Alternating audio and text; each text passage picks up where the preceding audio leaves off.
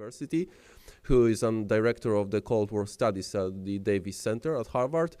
He has an enormous experience on doing research in the post-Soviet archives, and he is an author of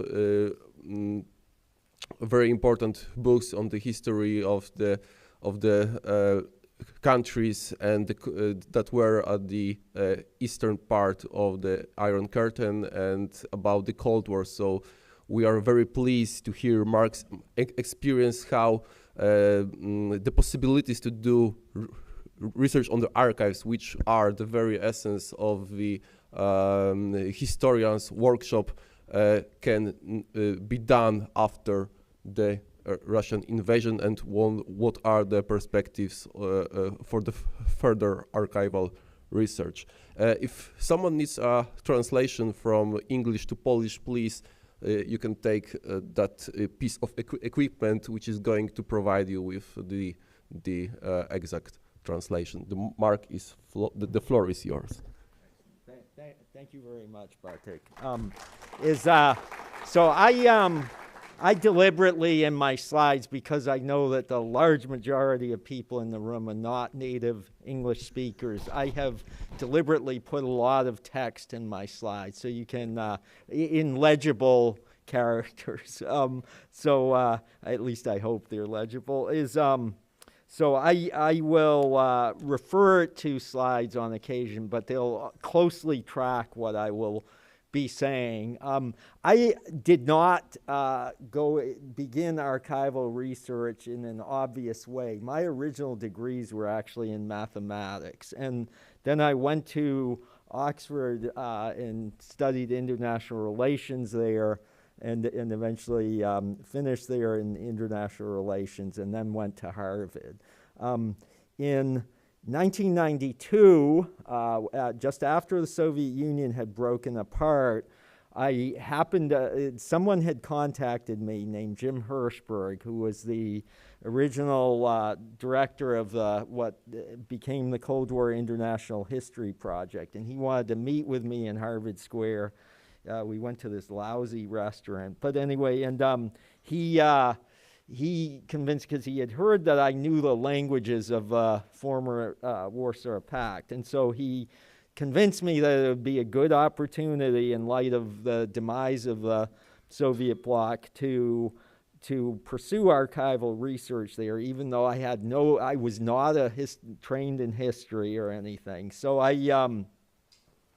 did pursue that, and over the last 32 years have continued to pursue it, and became director of Cold War Studies at Harvard, and have explored the history of the Cold War and the communist era in various former communist countries at great length. I have a new book coming out on, in fact, it was supposed to be out at the time of this conference, but Cambridge University Press experienced a cybersecurity incident back in June that delayed publication. I hope it'll be out soon, but it's called The Fate of the Soviet Bloc's Military Alliance, Reform, Adaptation, and Collapse in the Warsaw Pact. So anyway, I was hoping to bring it here, but a little bit of what I say may be relevant to that, but most of this is going to be looking at archival research in the former Soviet Union. It is very important if you're going to study a Central East European country and look at its role during the Cold War.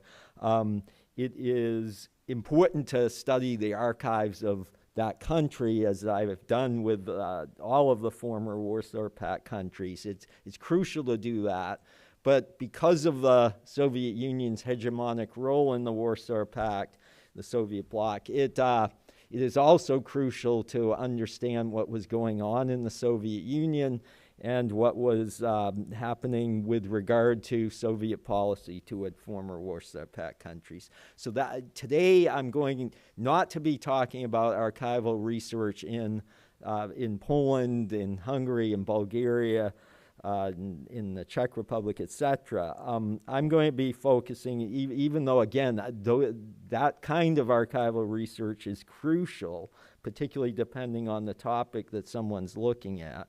But just as it is important, that's why talk of decolonization strikes me as somewhat simplistic, because if you want to look at what was going on in a particular country, it's crucial to know what was going on there, but it's crucial also to know what was going on in actors that had very far-reaching influence on those particular countries. So it's important to know both sides of that, and that's where the end of the Soviet bloc opened up crucial opportunities, because until that time, archival research had been based mostly on historical studies of the Cold War and of communist history in the former Soviet bloc, were based predominantly on U.S. and to some extent other Western archives, but particularly U.S. archives, because there was a regular process of declassification there.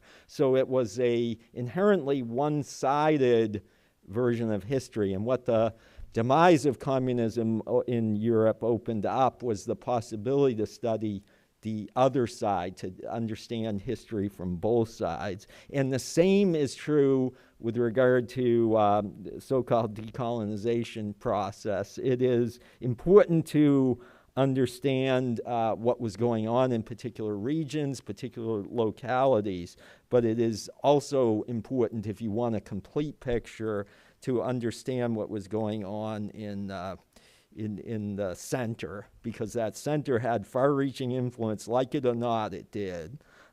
So the countries I will be focusing on most will be Ukraine and especially Russia, even though I have worked in almost all of the former Soviet countries in the archives there, in Latvia, Lithuania, Estonia, where I did extensive research in the 1990s, and then again in the early 2000s, and even as recently as 2014. Belarus, where I did research, fortunately, in the early 1990s before Alexander Lukashenko came to power under Stanislav Shushkevich. And then in Moldova, I guess I was in the late 1990s. And then Kyrgyzstan, where the archives were remarkably accessible, but also not particularly interesting, at least for me. I didn't find much there that was interesting. Uzbekistan would have been more useful, but I had real problems gaining access there. Some scholars have had greater success, but generally it's been a very difficult country to work in. Kazakhstan, by contrast, I did gain access to a lot more materials, and particularly on things that I wanted to know. So it proved to be quite a surprisingly good place to work, at least when I was there, which was in 2015, I think, or 2016. And then Georgia, unfortunately, it is difficult to work there now. It wasn't about 10 years ago, but under the current government in Georgia, which is very much pro-Moscow, it has tightened up considerably. Armenia was accessible in the 1990s. It's now somewhat, again, difficult. Azerbaijan was, I did go to the archives there. Unfortunately, the archival service was very friendly, but also totally unhelpful. So Azerbaijan's a dictatorship, and that's reflected in the archives. So anyway, in Ukraine, these were the Central State Archive, which has been extremely accessible since the 1990s and continued to be until February of 2022, and will be again after the war is over. That's where the records of the former Communist Party are. Then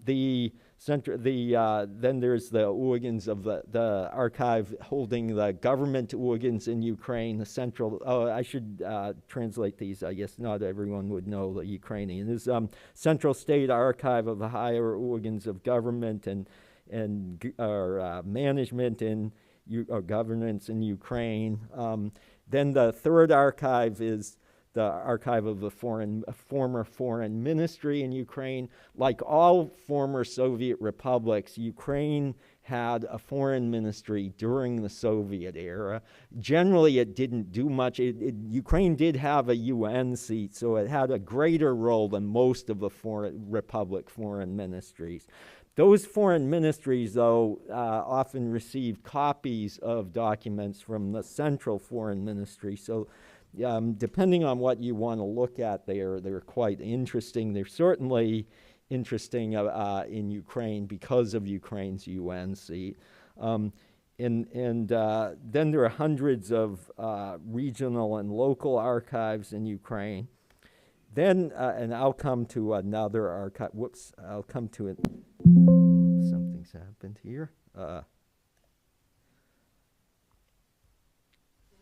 Then there's, this is the archive that I worked the most in over the last 6 to 8 years, up until the time of the beginning of the war. This is the Branch State Archive of the Security Service of Ukraine. It holds the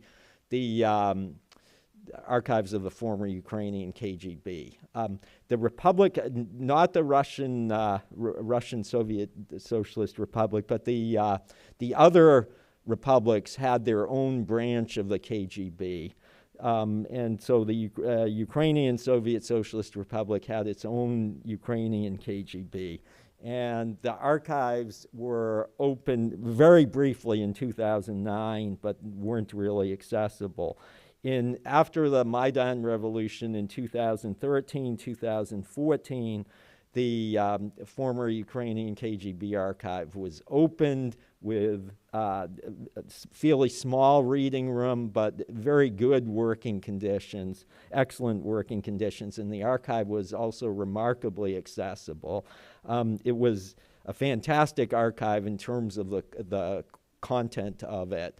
You could find there documents from the entire Soviet period, not just about Ukraine, although there were some extremely interesting documents about various incidents in Ukraine, including, for example, in its relationship with Poland, the border, the management of the border with Poland, especially during times of turbulence in Poland, like in 1956 or in 1980, 81. Extremely important documents in the former Ukrainian KGB archive that relate to Poland, some in Polish, many in Ukrainian, I would say the majority in Russian. So the bottom here is just from the archive's website about that it's one of the most accessible and open archives among regarding the former KGB. It is certainly more accessible than the former KGB archives in Moscow, which aren't accessible. So the common narrative that you hear about the Russian archives, and I am going to be indicating that this just isn't the case, but the common narrative you hear about the archives in Russia is that they were extremely open in the early 1990s, and then there was a gradual closing, especially after Vladimir Putin came to power. And that's what you would think, as I'll indicate in a short while. That's exactly what you would think, because Putin went about systematically implementing a return to authoritarianism, especially after he came back as president in 2012. He had been prime minister for 4 years to comply with constitutional provisions on consecutive terms. Those have since been amended, so he can essentially stay president for life now. But at that time, he had stepped down and became prime minister. He was still the top figure in the country, even as prime minister, which indicates that all of the arguments about the importance of institutions like the presidency, strong presidency in Russia, actually gave way. They didn't make a whole lot of sense at a time when a personalistic dictatorship had been set up. So that regardless of what office Putin held. He was still the dominant leader. But when he came back as president, he also returned to what was constitutionally the strongest office. And that enhanced his power, and he embarked on an even more aggressive return to authoritarianism. And you would think, given that archival openness tends to go hand in hand with democratization. So if democratization is being eliminated, you would think that archival access would also shrink and eventually dwindle to zero. That is what happened in China after Xi Jinping came to power. Now, China was always a dictator, still under communist rule and a dictatorship, but for a brief while, from around 2004 through 2014 or so, 2015, there were important archives you could gain access to in China, especially some of the regional archives, the Shanghai Municipal Archive, where I worked quite extensively from 2010 to 2015. Every year there I would go for a few weeks, and the archivists were very cooperative for the most part.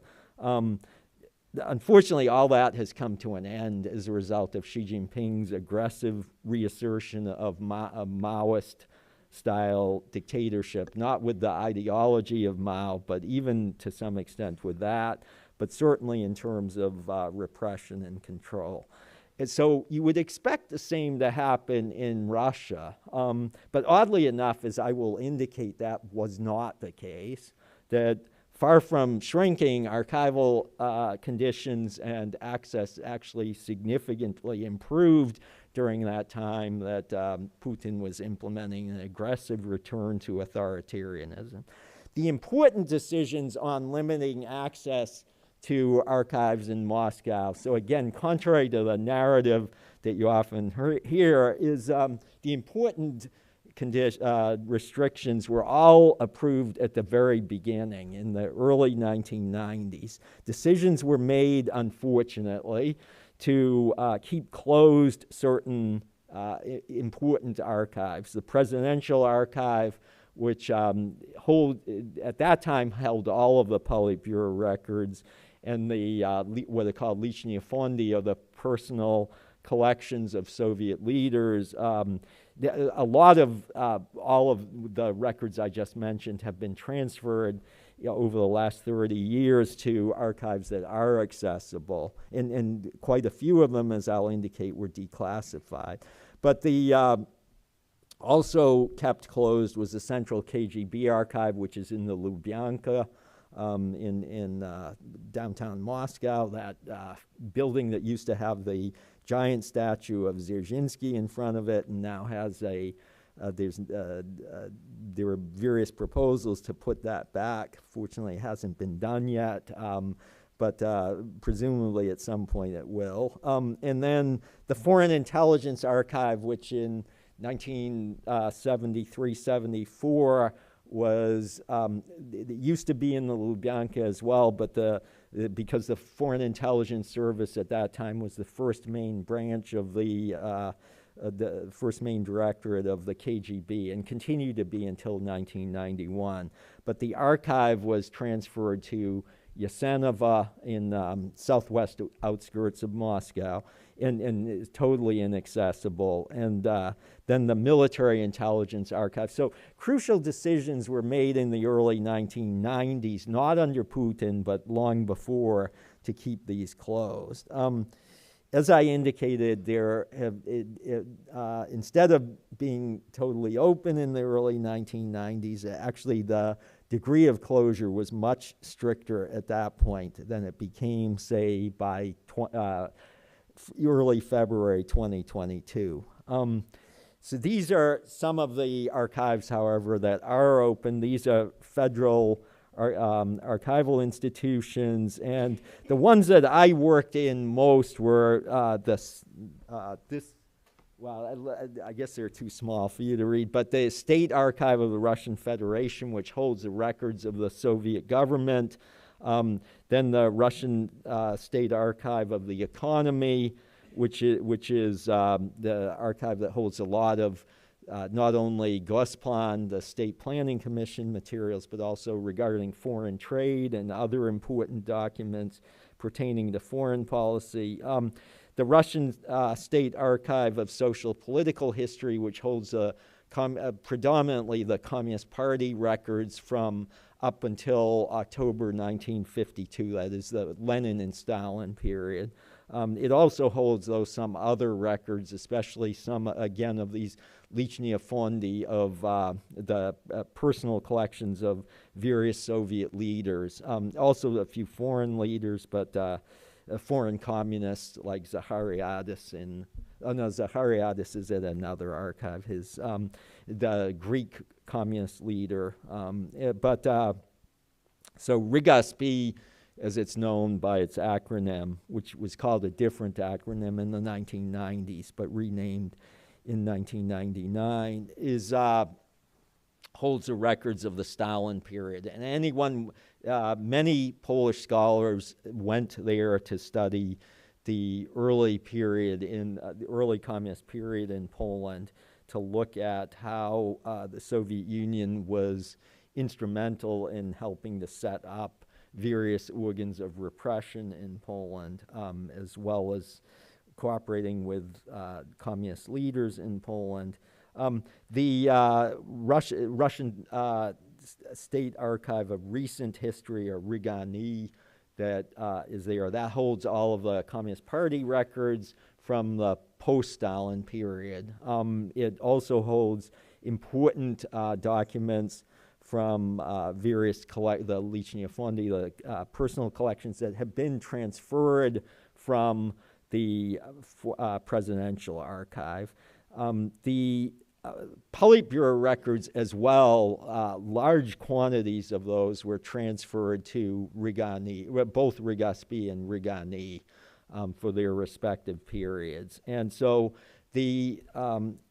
going back here, the presidential archive, that restriction imposed in the early 1990s eased over the last 20-odd years, and many of those records were declassified, even as the political situation in Russia was getting worse and worse. So there are roughly 70, it's very large quantities of documents, about 150 million files of collections in various state archives and non-state archives. This comes to many billions of pages of documents. It'll take many lifetimes for scholars to get through all of these, even if they're all open. Many are. There are already billions of pages available. So it's a formidable task getting through all of these. These are the same archives I mentioned.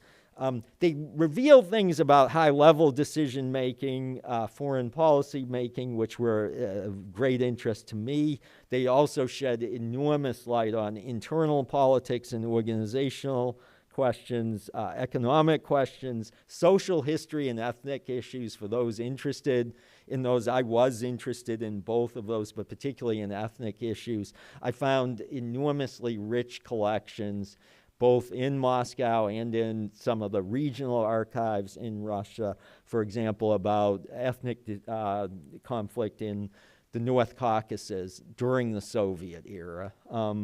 That is long before the wars in Chechnya broke out in the mid-1990s and again in 1999. You could already see throughout the Soviet era some of the conflicts that went on there, and that's all through access to both central and regional archives.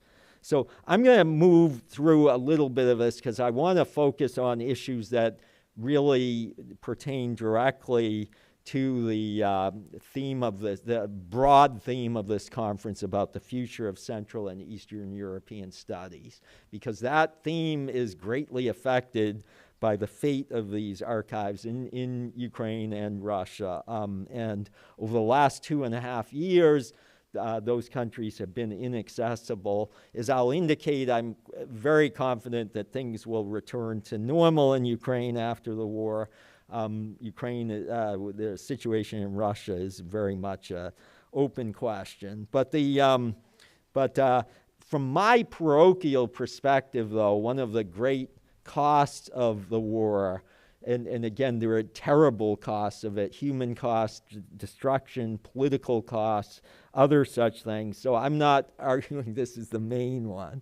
But for me, one of the onerous costs of this war is that the access, it would be easy if, for example, if archival access had shrunk and eventually gotten to be like China. It wasn't though. The situation was so much better than that. It actually was much better than it was in the 1990s. So one of the consequences of this war is that really hugely useful situation disappeared for the indefinite future. So the future of Central and Eastern European studies is much bleaker for today's graduate students than it was for people of my generation in their early 60s. So neither Tsarist Russia nor the Soviet Union had any tradition of releasing archival materials to the public. So during the Soviet period, access to secret post-war documents was limited to employees of various Soviet organs. That, in some ways, had its benefits in the sense that, for scholars today, in the sense that it meant that archival documents that did end up in the archives were usually ones that Soviet officials who produced them had no idea that they would ever be made public, which means that they could say certain things in them that if they knew they would someday become public, they might not say. That's one of the consequences in the United States of having this long-standing regular tradition of declassification is that some officials will not say certain things in documents because they know they might someday end up in, say, the U.S. Department of State's Foreign Relations of the United States volumes, or they might end up in various presidential libraries where people will be able to go and look at them. So it's not to say that it severely hinders what they'll say, but it does have an influence on it.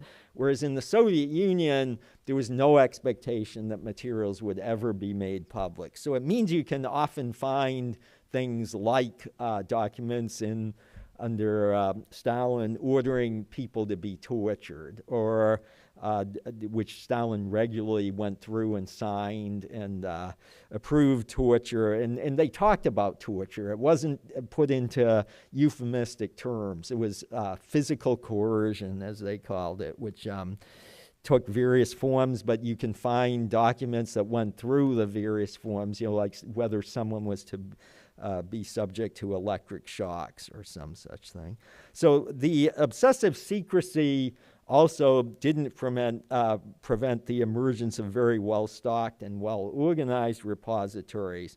And you can see that as well in a lot of the regional archives in Russia and Ukraine, is that they were well-organized for the most part. Some are a little bit chaotic, much more so, say, in Central Asia than they were in the Central Archives, but still, the idea was to have well-organized archives that could be used if they were called on to produce certain documents. Copies were also made of many documents so that they could be sent to one or two other repositories. So you can often find copies, even if you don't find them in one archive, you can sometimes find them in others. So let me move on a bit because I want to get to what I really want to focus on, which is, moving the wrong way, is the impact of all of this on the future of Central and European studies. So let me just see.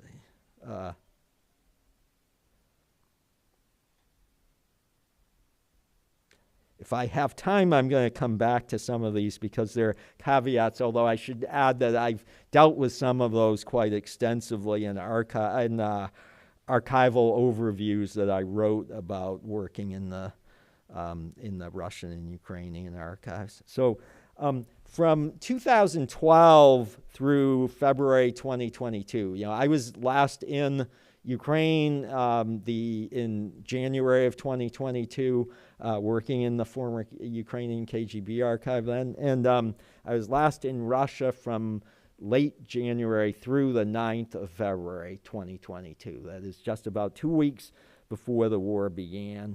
Just to bear out what Igor Lukash said yesterday is that everyone I spoke to during that time in Ukraine and Russia during that time, just before the war, many of these were well-informed, well-connected people.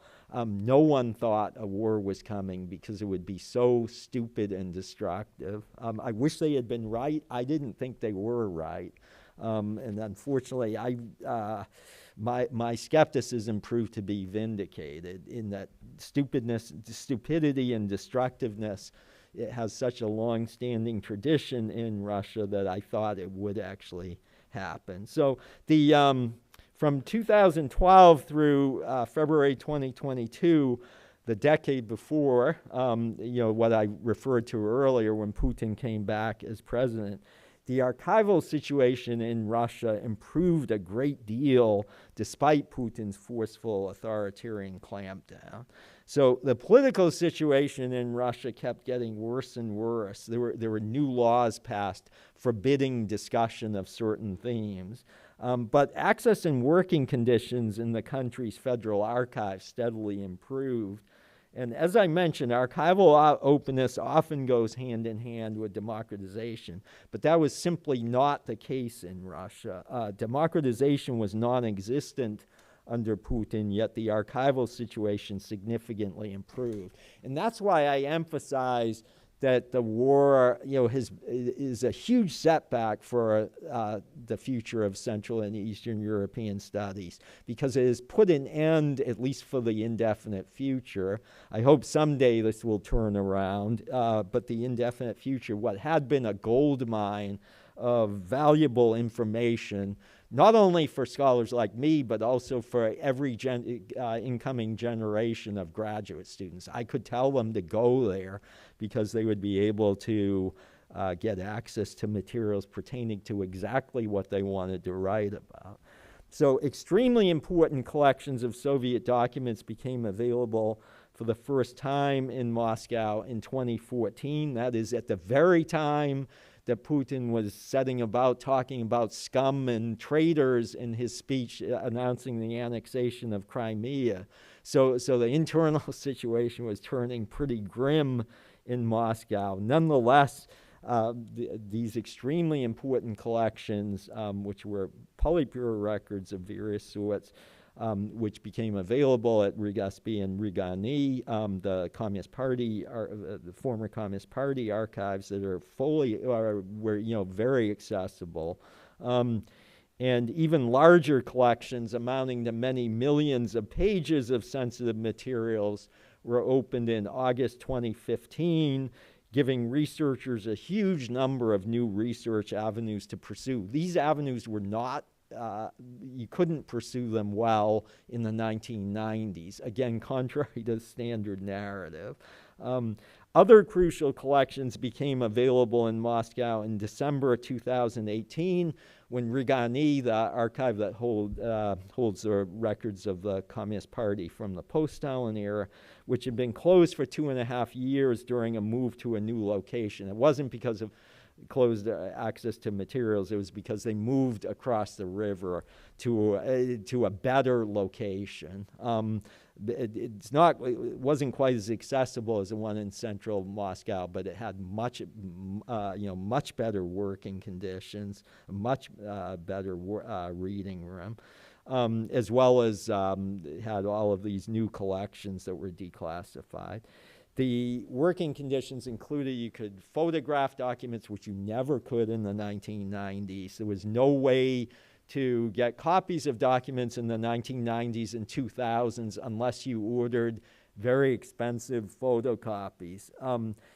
Suddenly, again, during this awful period of political retrenchment in Russia, you suddenly obtained the right to make photographs or scan documents.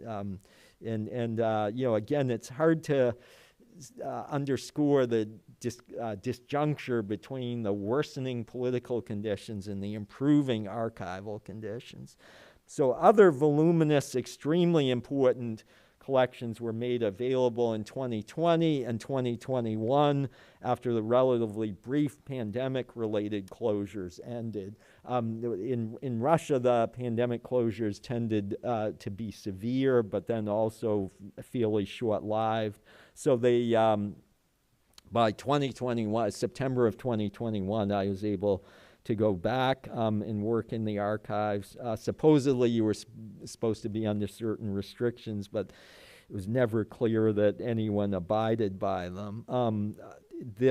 So despite the dismal political situation in Russia under Putin's autocratic restoration, opportunities to explore Soviet history and the Cold War based on documents from the Russian archives were much better as of mid-February 22 than at any time in the past. And again, it's exactly not what you would have expected. You would have expected the opposite, and that would have given some consolation about the future of Central and Eastern European studies, because it would be like the fox and the grapes. The fox looked up at the grapes, couldn't reach them, and so it said, well, those grapes must be sour anyway, so there's no reason to lament that I can't reach them. And that's what you would think about the Russian archives, is that you know, there's no reason to lament that they're no longer accessible, because they weren't, you know, they had already been closed anyway. But that's not the case. You know, the grapes were sweet and you could reach them. So it's a huge setback for the study of the whole Soviet bloc. And again, I emphasize there are much worse costs to the war. And I don't want to in any way ignore those, but this is, again, one of them for scholarship. The prospects, so let me turn then, and this will deal with, as much as I can, with the thinking about the future of Central and Eastern European studies. So what are the prospects after the war? Well, first of all, there's already a great deal of archival research that can be done in the former Soviet Union. Archival research in the Baltic countries has been minimally affected. I was in Lithuania earlier this year, I think in April, and it was unaffected. And the same was true in Latvia.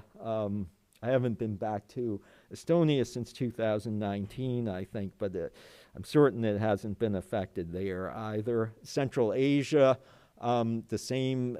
Again, I'm on a group called the Central Asian Archives Task Force, and we're pressing for greater archival access there, and generally have found fairly good receptivity among Central Asian archivists, even though, again, it varies from country to country.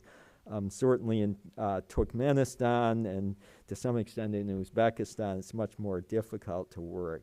The Southern Caucasus in Georgia, Armenia, Azerbaijan, it's, again, as I indicated, it's somewhat dicey. Moldova has been only indirectly affected by the war and can still be, archival research can still be undertaken there. The head of the archival administration is a professional historian, Igor Kashu, and is you know, a very friendly and bright person, so he's extremely helpful in giving access to materials there.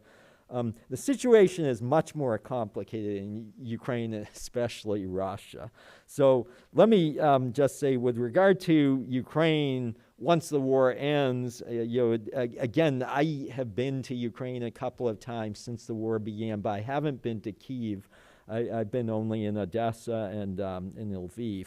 And you can go there. You have to come in through train or other ground transport because there's no regular air service. But the So once so I'm not, the Kiev archives are not really accessible at the moment, even though the archivist is still working there. Certainly at the former Ukrainian KGB archives, they're even still putting new collections online, even during the war.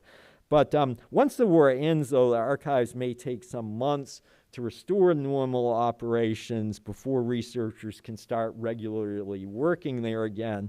But the degree of access and the quality of working conditions are, I think, almost certain to be as good as before, maybe in some ways even better. But they were already excellent, so just restoring to what they had been would be extremely good. With regard to Russia, the situation is much more problematic. There are numerous issues to underscore here. I'm regularly asked by people, especially graduate students, whether they, whether it would be safe for them to go to Moscow archives or regional archives. I always strongly, depending on what their background, their nationality is, I will, if they're Russian citizens, it's one thing.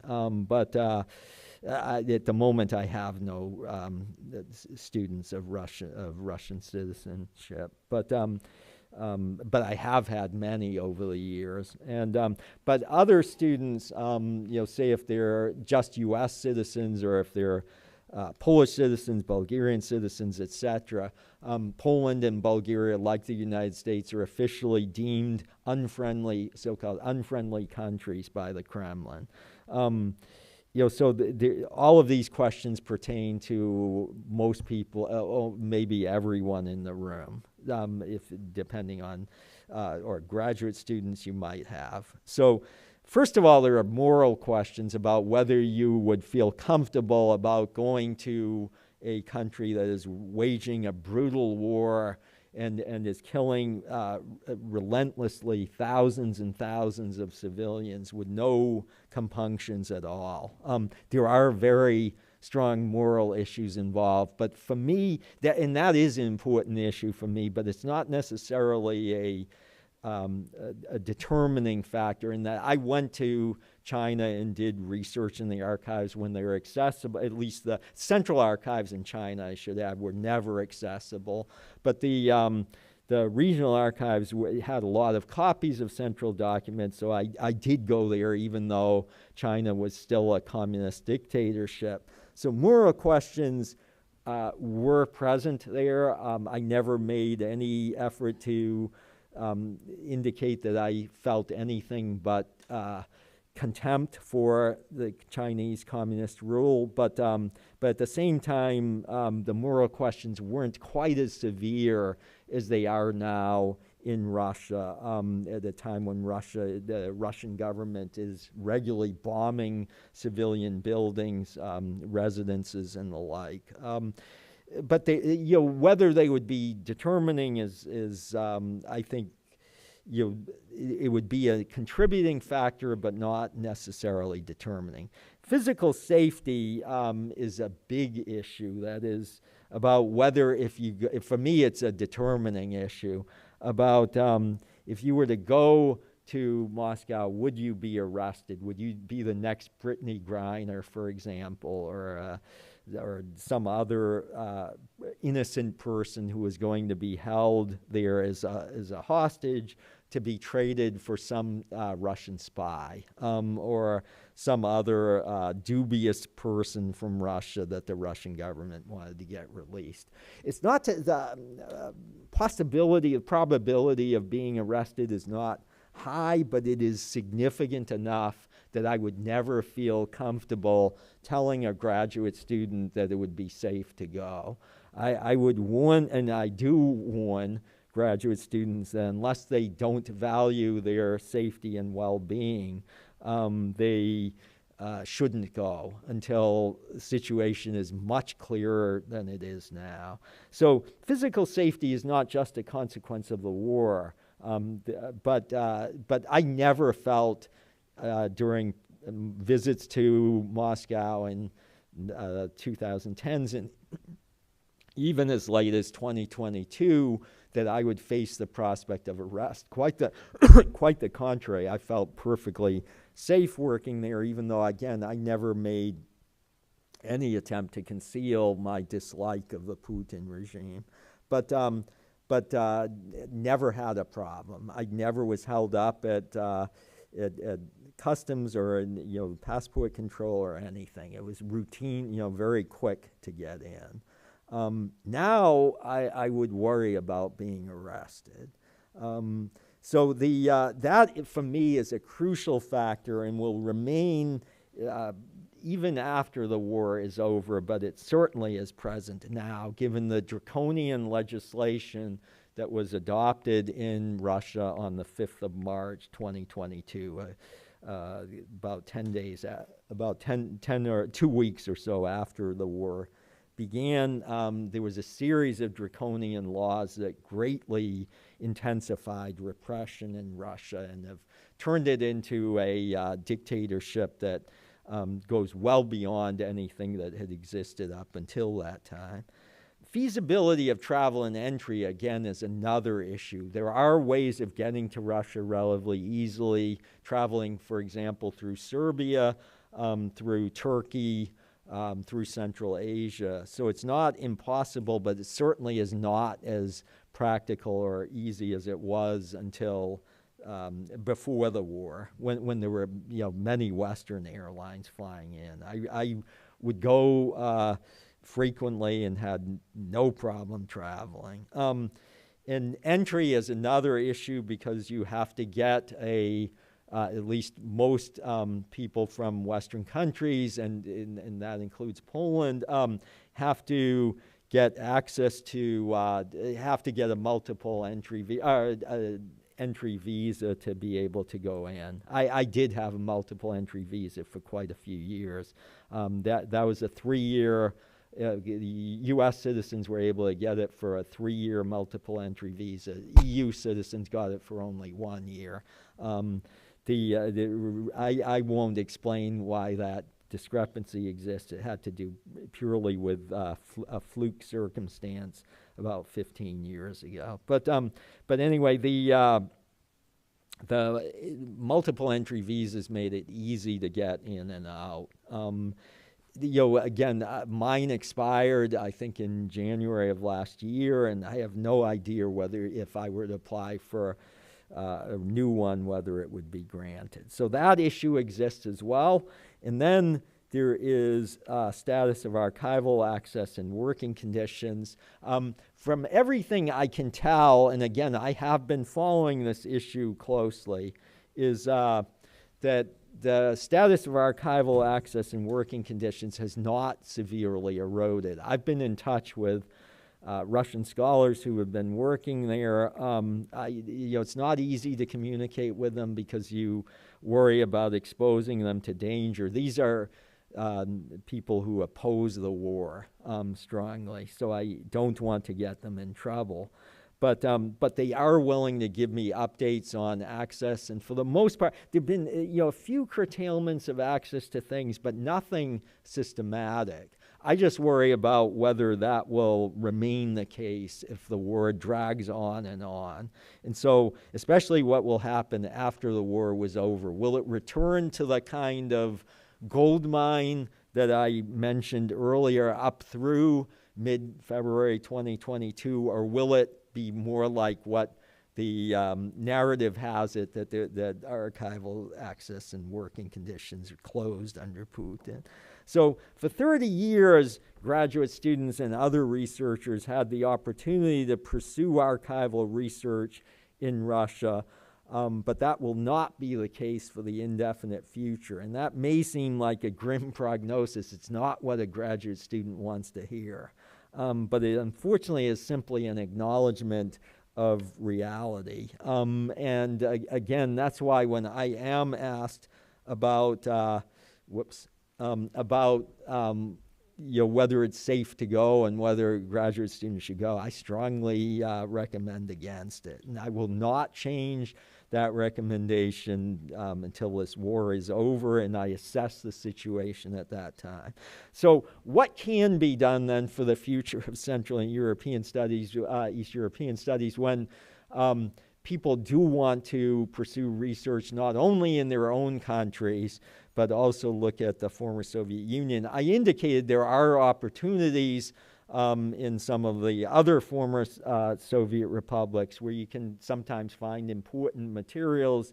Even if you want to understand what the Central Soviet regime was doing, you can often find important materials, certainly in the Ukrainian archives, the former KGB archive. You could find large volumes of materials from the central KGB that were kept in as copies there. So there are large volumes of declassified Soviet documents that are available in North America in particular, some in Europe, but far more in North America at Harvard, or large Cold War Studies archive that has, I don't know, it's hard for me to estimate the precise number, but it's somewhere around 30 million pages of declassified Soviet documents. So those are available on microfilms, on microfiche, and photocopies. Some have been digitized. We do hope to have a project underway within the next year to digitize all of them, the tens of millions of pages. That was supposed to begin this year, that project, but for various reasons, mostly pertaining to the U.S. election, the funding has been postponed. So eventually that will be done, but not immediately. So the Harvard collections are among them. The Woodrow Wilson Center and the National Security Archive in Washington, D.C. also have very large collections, and those, a fair number of them have been digitized. Not all by any means, and not even a majority. The Woodrow Wilson Center also has regular postings of documents, and the National Security Archive does, but the National Security Archive focuses far more on U.S. documents, and the Soviet documents are much more of a supplement to what they do. But the Woodrow Wilson Center has regular postings. These aren't as large collections, but a lot of them are very important collections. Stanford University's Hoover Institution archives are, again, a very important source of materials. They've digitized very little, unfortunately. But you can go, it's a readily accessible archive. The staying in Palo Alto is expensive. So it's, even if you get discount housing from the university, it's still expensive. So there are limits to how long you can go there. But still, it is an important source of materials. A lot of these duplicate what is available at Harvard, but Harvard has important collections that aren't available at Stanford, and the same is true vice versa, that Stanford has some collections that aren't at Harvard. So there are these collections which together total around probably, if you add up all of these collections, you're probably talking about 40 to 50 million pages of documents. And as I say, there are plans to digitize all of these, but that project hasn't begun yet. There are also many important collections of documents that have been published as volumes, and these are accessible at many libraries. Again, there's been no central bibliography put together of these, but that too will be done in conjunction with that digitization project, is that there is a hope to digitize all of those volumes and make them readily accessible online. But they are already available at many libraries in both North America and Europe. So in the past, many Russian graduate students were eager to do research for Western scholars because it was a lucrative alternative to any job they might do in Russia. Private companies in the 1990s were set up to put foreign scholars in touch with Russian graduate students who could do archival research for them. However, that earlier practice has become, I never use those. I was more interested in doing my own research, but I do know many who have used them. That earlier practice has become vastly more complicated since February 2022, is Russian graduate students at places like MGU, Moscow State University, the Moscow State Institute of International Relations, and the Russian State Russian State Humanities University, see people around them being arrested for expressing any doubt about the war and for supposedly having ties with foreign entities. Hence, they're probably going to be a little bit hesitant about doing even the most uncontroversial work for Western researchers, fearing that it might be held against them. So even if they were willing to do the work, there would be great difficulty paying them because of all of the sanctions that have been imposed against Russia and the cutoff of Russia from international financial flows.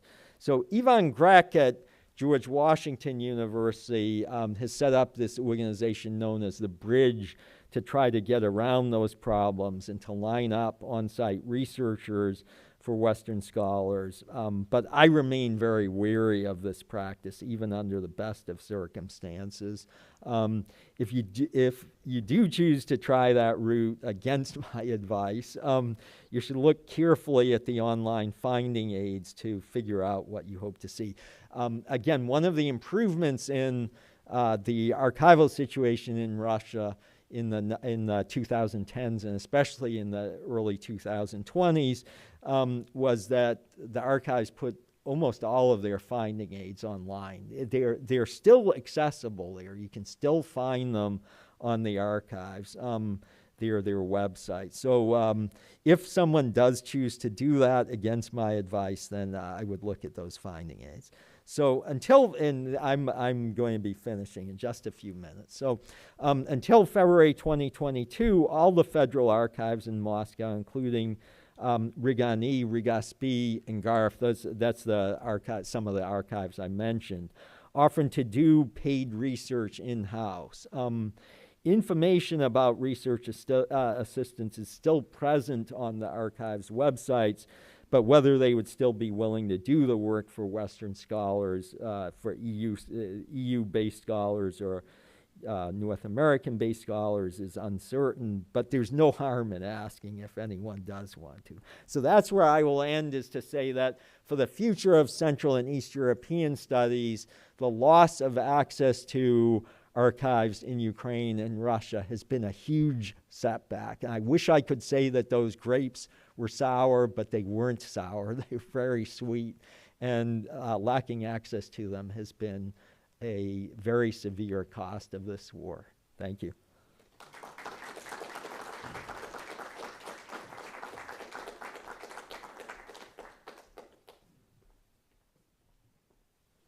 Thank you very much, Mark, for your tremendous time discipline.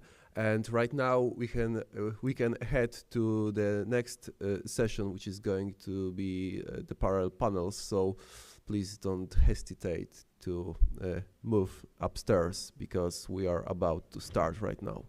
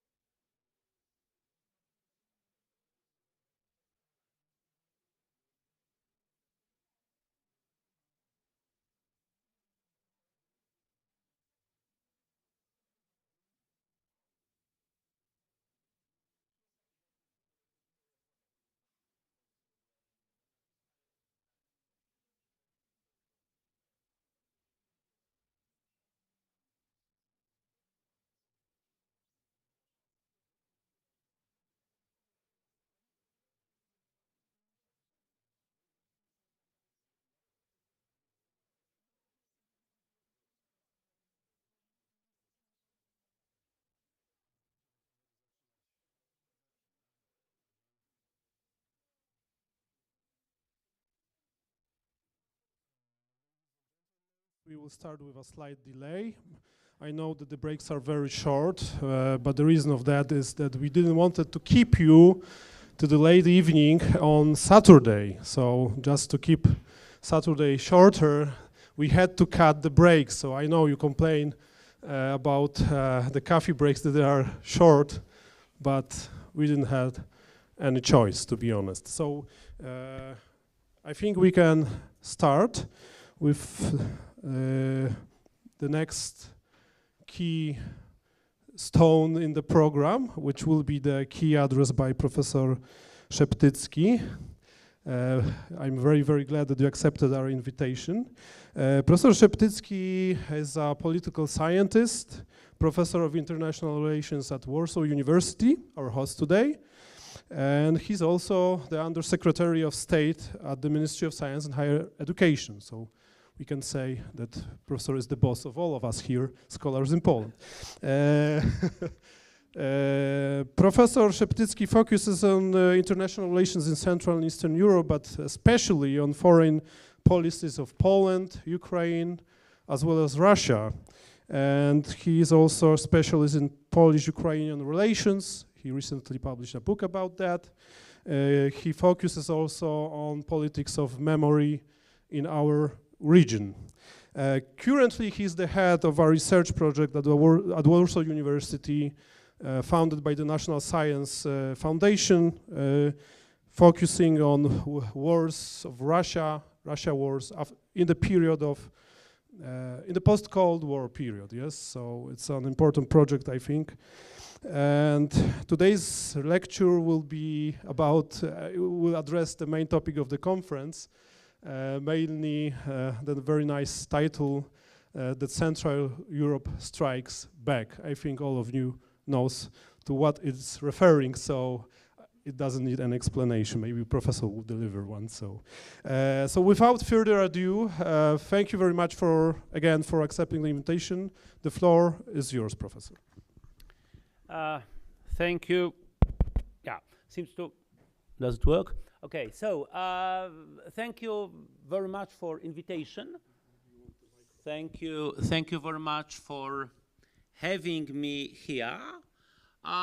First, I would like to say that the conference itself, the future of Central and European studies in the light of Russia's war, is, I think, of major interest and of major importance, with one slightly change I would like to propose, and this would be in fact the first part, the first of the three main ideas of my speech. I much prefer the term Central Europe or Central European Studies and Central and Eastern European, and I will try a little bit to explain why. The second element of my speech, and here I think we all agree, is that Central Europe, or if you prefer Central and Eastern Europe, is both great and very interesting. And third, last but not least, I would like, referring to the title of the conference, a little bit to see how all this refers to Russia's activities and what we should do in that context. As it has been said, I'm a political scientist, so this certainly influences, at least partially, my point of view on the topic. I'm also a politician, so this also may have an influence on my views.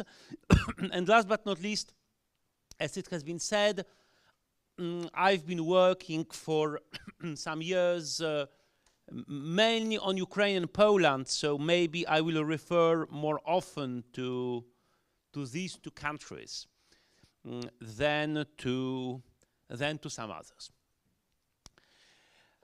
So let us start. There are different terms, okay? Central Europe, Central Eastern Europe. There was a book published in 2009 by Jerzy Kłoczowski and Hubert Łaszkiewicz, East Central Europe. the term is not very clear, and also the geographical scope is not, I would say, fully accepted by everybody. As far as I'm concerned, I like very much, this does not fully correspond to your map. I like these definitions which say that Central Europe or Central and Eastern Europe is this part of Europe between Germany and Russia, or between Russia and the Soviet Union formerly. And this corresponds more or less to the idea of Timothy Snyder of the Bloodlands, okay, crushed by these two, at the time, totalitarian regimes.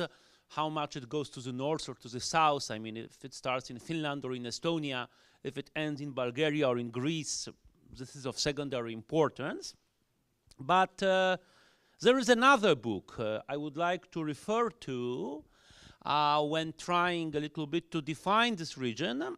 This is a book of, once again, Jerzy Kłoczowski, which was published in Polish. I don't think it's available in English. Młodsza Europa, Younger Europe. Once again, I think the title is of importance because a little bit it points out at this younger, weaker status of our region within Europe. In the post-colonial studies, there is this term of Eurocentrism, when scholars, especially from out of Europe, describe how Europeans, you know, feel great and feel better than the others. But there is another such topic which could describe, so this is a feeling of Western Europeans, feeling better than the other Europeans. Norman Davies in Europe writes that, well, in fact, if you analyze histories of Europe, I mean books on history of Europe, very often these books are completely omit Central and Eastern Europe. They treat it as a sort of secondary topic, and in fact, lots of Western European scholars came here to analyze our culture, ethnography, but you know, great politics was being done elsewhere. By the way, that's a question I ask my students during different European classes every year. If you think about your history classes when you were in your secondary school in Poland or in any other country you come from, question is, which European countries you have been taught about at school? Germany, France, England or Great Britain? Western Europe? Yeah, okay, Rome, so Italy a little bit. US, it's not in Europe as far as I'm concerned, I think. Yeah, sure. And probably Russia, okay? So out of more than 40 European countries, basically at schools, no, I mean, I get the same answer from students all over the world every year, okay? Both English language program and Polish language program I'm having. So it's not problem of Polish school or whatever, any other, okay? If you ask people from New Zealand or from South Africa, they would probably tell you basically the same. I mean, the list of these countries, okay? So our vision of Europe, like Davies says, is highly focused on great Western European powers, or maybe simply great European powers, including Russia, but excluding most of the countries you have put on the map. Here. So these are, I think, two key features of this part of Europe we want to speak about. Great neighboring powers, not very friendly in the past, Germany and Russia. And second, this somehow inferior status at different levels. First point, as I've said, I wanted to speak about was the name itself. Central Europe or Central and Eastern Europe. Well, the term Central Europe itself, I mean, Mitteleuropa in a completely different meaning, but appeared in 19th century as a code name for German expansion plans. However, most probably the idea of Central Europe, we know, appeared between the First and the Second World War with Intermarum of Piłsudski, with Tomasz Masaryk in Czechoslovakia. However, this Europe at that time was first politically very divided. It was a headache for France in particular, who tried to find allies here against Germany, and the problem was that these allies would be not only weak, but they would quarrel between each other. So trying to create a common front on the east, looking from Paris, proved not to be very viable. And at the end, the region with Ribbentrop-Molotov once again got divided between the great powers. Basically, during the Cold War, Central Europe or Central and Eastern Europe did not exist. We had Eastern Europe as a part of East-West confrontation. However, especially at the end of the Cold War, this would change. Milan Kundera published his famous essay, A Kidnapped West, the tragedy of Central Europe. Central Europe, okay? Making it different from this communist part of our continent and putting an accent on the fact that there are some countries which, even if they are communist, they feel a part of the West. They are better, in fact, than the others, okay? And a little bit only by mistake, they became a part of the Soviet communist zone of influence. Also, during that time, our opposition leaders, a little bit from Poland and Czechoslovakia especially, started to have direct contacts, meeting somewhere on the Polish-Czechoslovakian border in the mountains, Jacek Kuroń, Adam Michnik, Václav Havel. This was also quite important because this, once again, Central European identity became progressively an element of anti-communist, anti-Soviet, anti-Moscow opposition. Of course, the question came back very clearly about how to call, what is this part of Europe with the end of the Cold War and with the collapse of the communist bloc.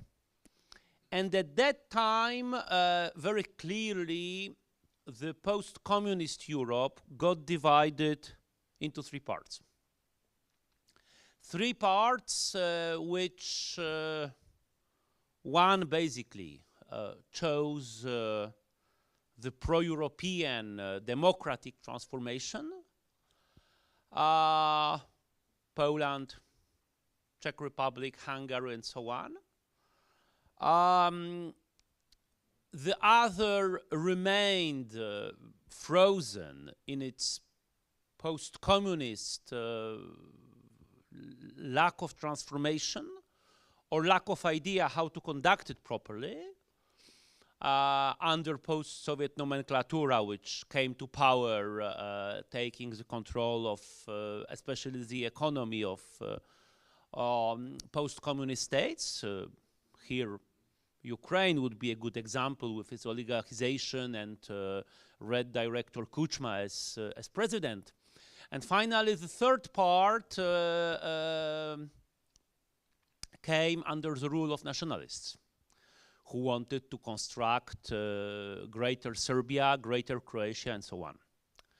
So former Eastern Europe got divided into three parts, okay? One democratic and European, the other one nationalist, and the third one really post-communist. These three parts could be called, in our case, Central Europe, in case of post-Soviet states, Eastern Europe, And finally, in case of former Yugoslavia, a term which is now largely forgotten, but it was quite popular 15, 20 years ago, Southeastern Europe. Okay, so 3 Europes coming from the post-communist Europe. And the point is that the borders between these 3 parts politically progressively changed. Central Europe was the most successful. It got into NATO, it got into the EU, 2004 being the turning point. And progressively, with the expansion, especially of the EU, it expanded more to the south.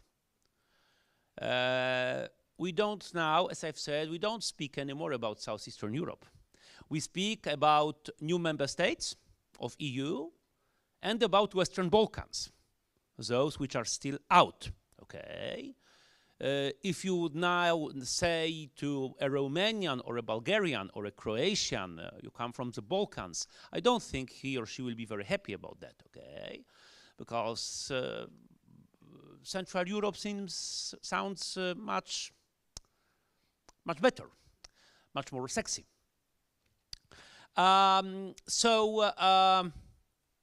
Central Europe and new member states, Western Balkans, candidate countries, those which are still not in, but they hope to get in.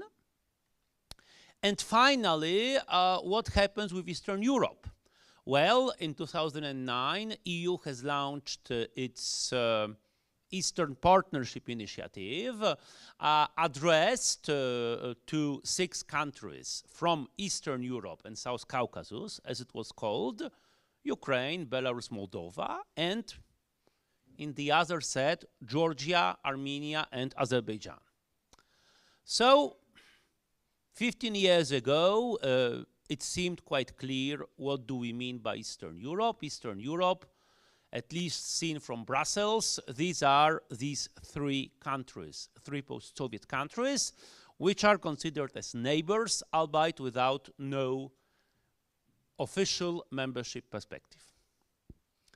This has completely changed in 2022, because in 2022, Ukraine, Moldova, also Georgia, although Hill situation is much more complex, received membership perspective. I would argue Ukrainians are fighting not only to be a part of Europe, not only to be in EU, but to leave Eastern Europe and to become politically part of Central Europe, like Poland and their other Western neighbors, okay? So, in 2022, in fact, Eastern Europe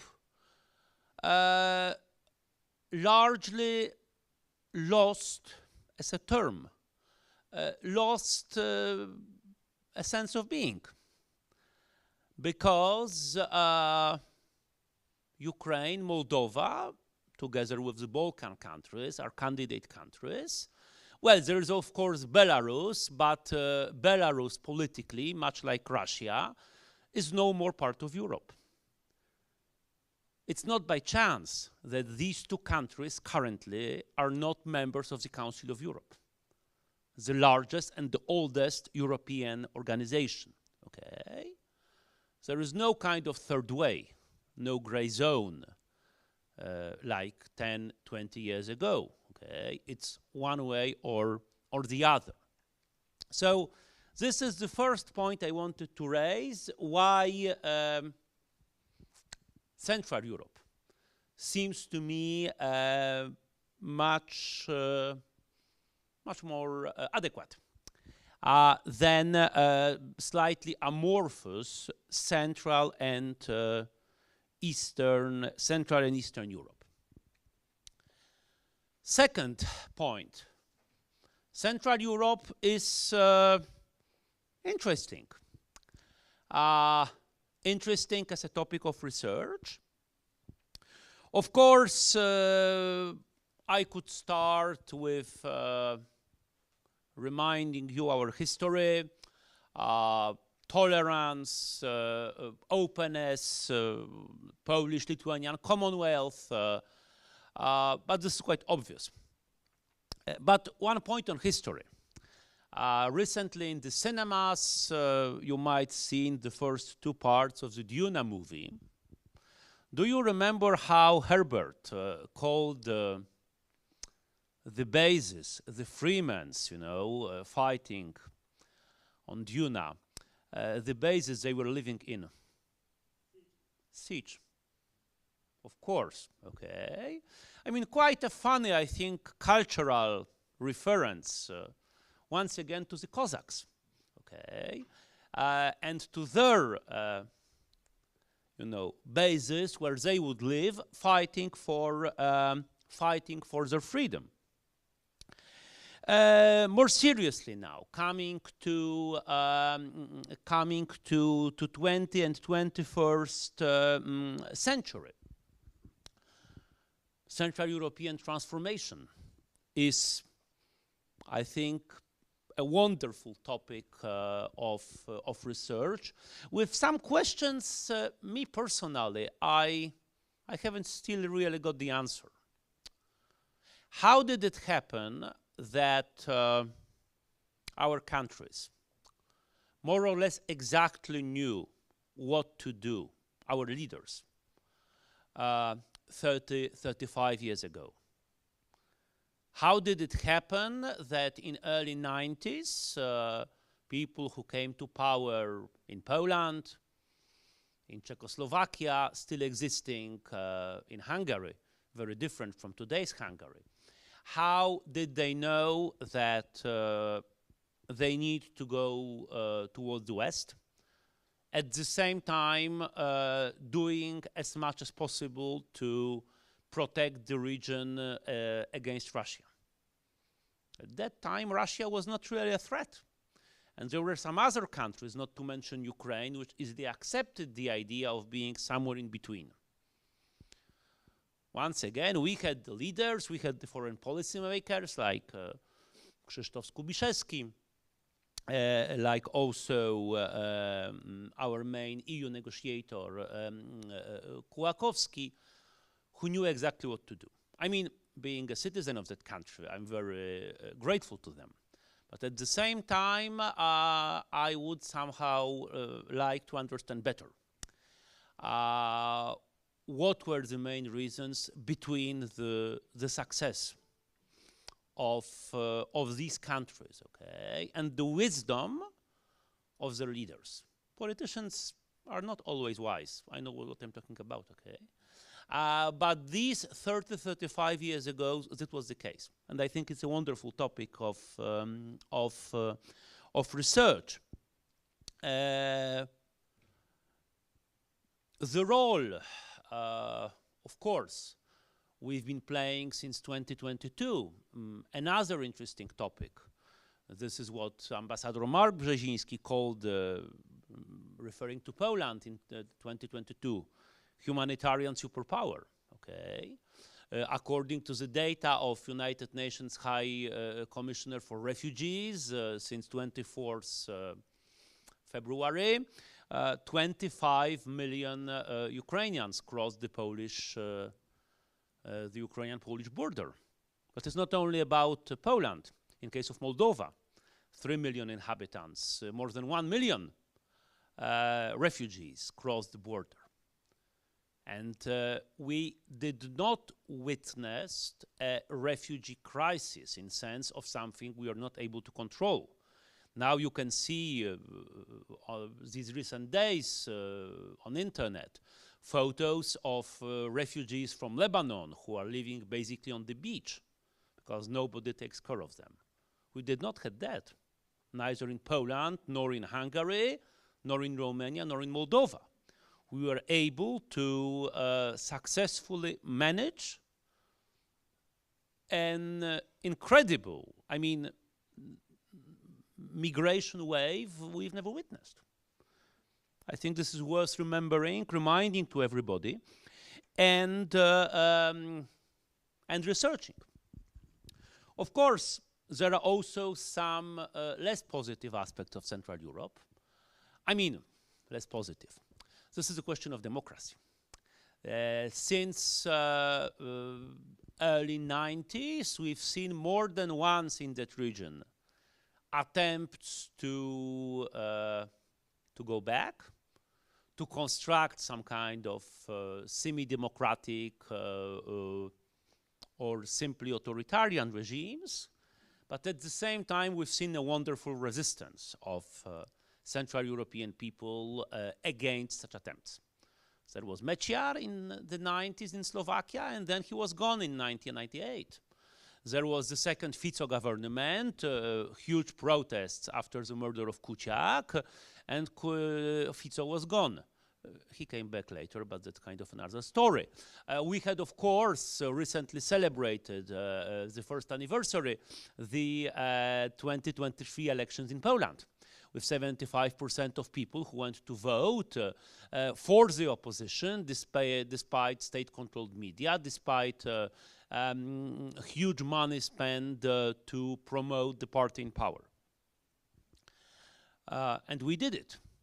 We did it, of course, like in Slovakia, this may be not for, this is not guaranteed in future. But still, it's, I think, another topic which is worth being being investigation. And third point, on Russia. Central Europe strikes back. No, this does not refer to Star Wars. I mean, not fully. There was a book written at the end of the 80s by Australian post-colonial authors, a trio. I will not give you the names for the moment, but they've called the book Empire Writes Back. It was quite an interesting book, how English language would evaluate in former British colonies to separate mentally from Great Britain. So there would be, Jamaica English, Australian English, and so on, okay? So in that sense, this title, Central Europe Strikes Back, refers rather to the need of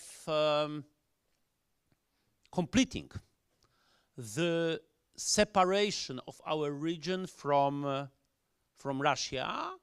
And I think the 2022 events are a good occasion to do that.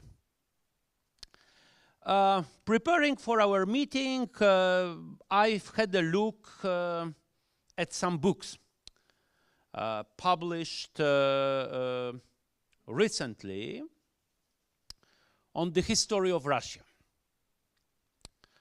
And the problem is that all these books start with Kiev, capital of Ukraine. Of course, that's a 19th century Russian historiography narration, but the question is why Western historians keep to follow this Russian historiographical approach, writing about Kiev, K-I-E-V instead of K-Y-I-V, writing about Saint Vladimir, who was, the first ruler of Kievan Rus, and so on.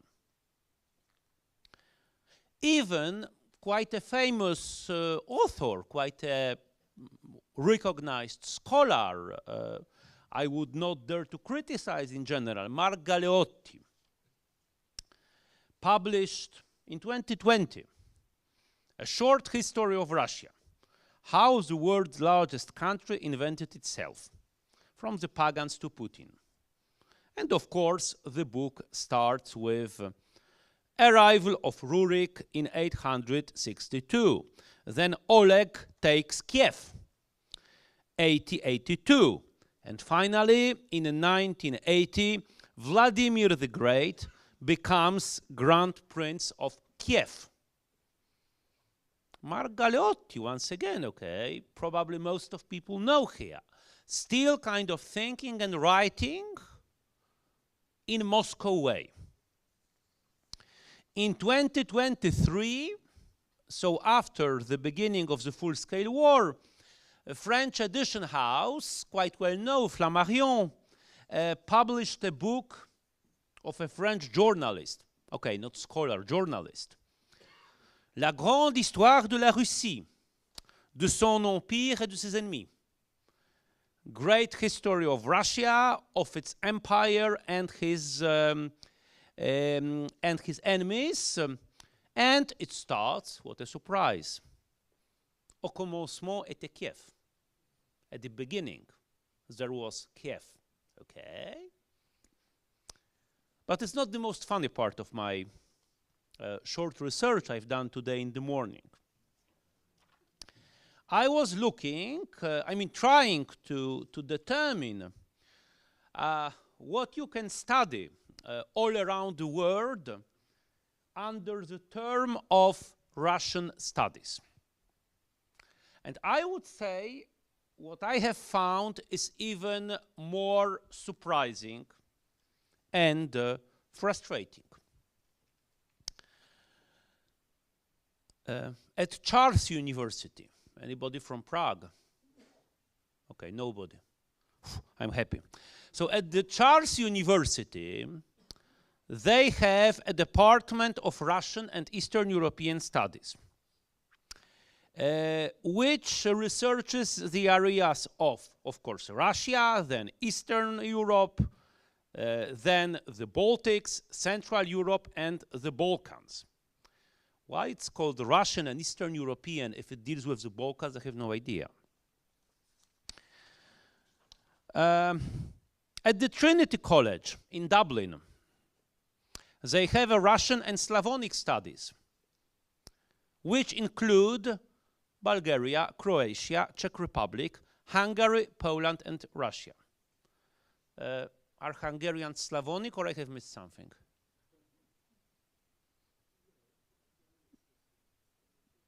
Yeah, thank you very much. That's what I've told, but I was not sure. So, doesn't matter, okay? You just name it Russian studies or Russian and Slavonic, and you put everything, which doesn't fit the Western pattern. At the University of Arizona, maybe not Ivy League, but still in the US, they have a Russian and Slavic studies program. The web page is very interesting because it starts with Arizona University president condemning Russian war on Ukraine, but then it says, hello, welcome, давайте познакомимся.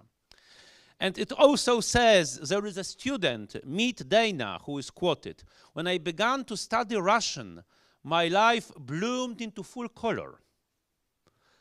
How this is related to the condemnation of the war in Ukraine, I have no idea. But no, there is something even more interesting.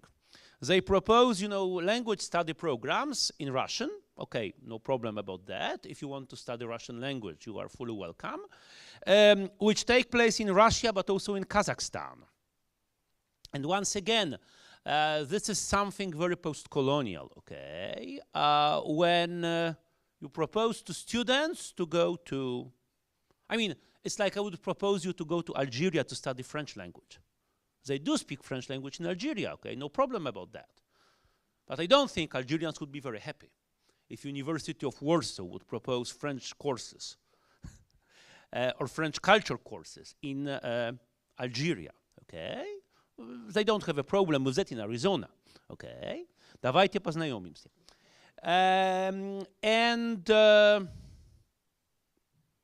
Yeah, I have more examples, but I will skip it.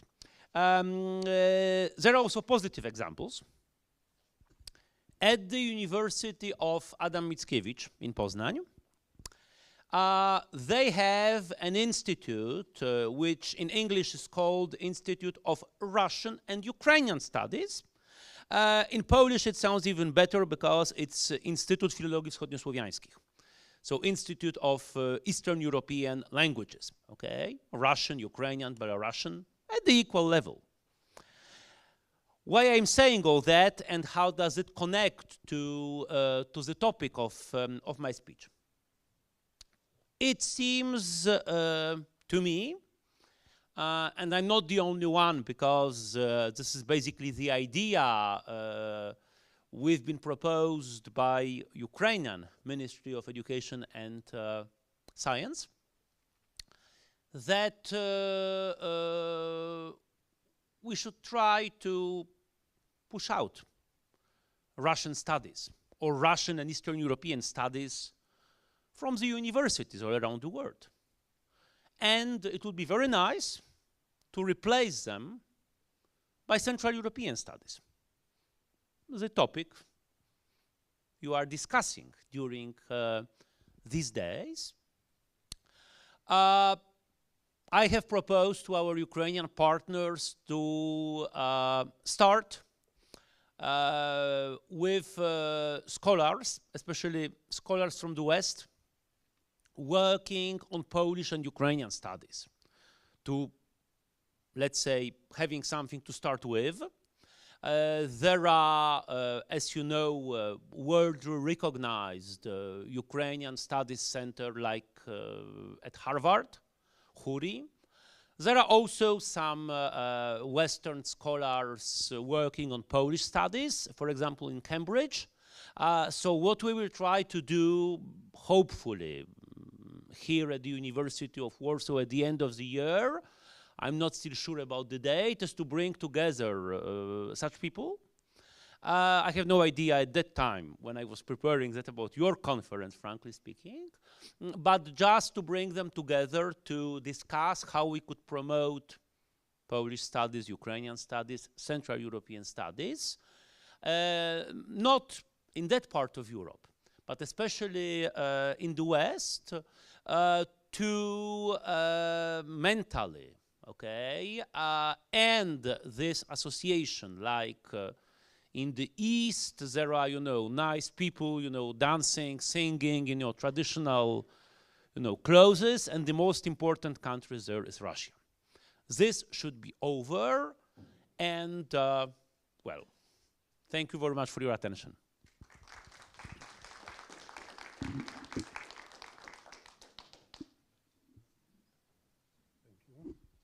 Thank you, Professor, with this interesting and a little bit provocative talk. I would love to hear, for instance, a reply maybe from Professor Mark Kramer, who's connected with the Davis Center for Russian and Eurasian Studies. So probably Professor Szeptycki, maybe you'll be kindly enough to invite to your conference also our guest from Harvard. But I think, Mark, the coffee break is a good opportunity if Professor Szeptycki will be having 10 minutes to discuss this. And of course, all of you, if you have any questions to our guest, now we have like 15 minutes before going back to sessions. I know the program is intense, but 2 sessions, then panel discussion, debate, with also guests and Professor Szeptycki, colleague from the department, Professor Patrycja Grzebyk. And then we, yeah, I forgot about the most important thing, the lunch break, of course. So you have more time even if you stay with us for the lunch. So then please let Professor Szeptycki eat his lunch, but then you can you feel free to attack him with questions because I'm referring to strikes back. Yeah. So thank you very much and see you on the first floor above. Thank you, Professor.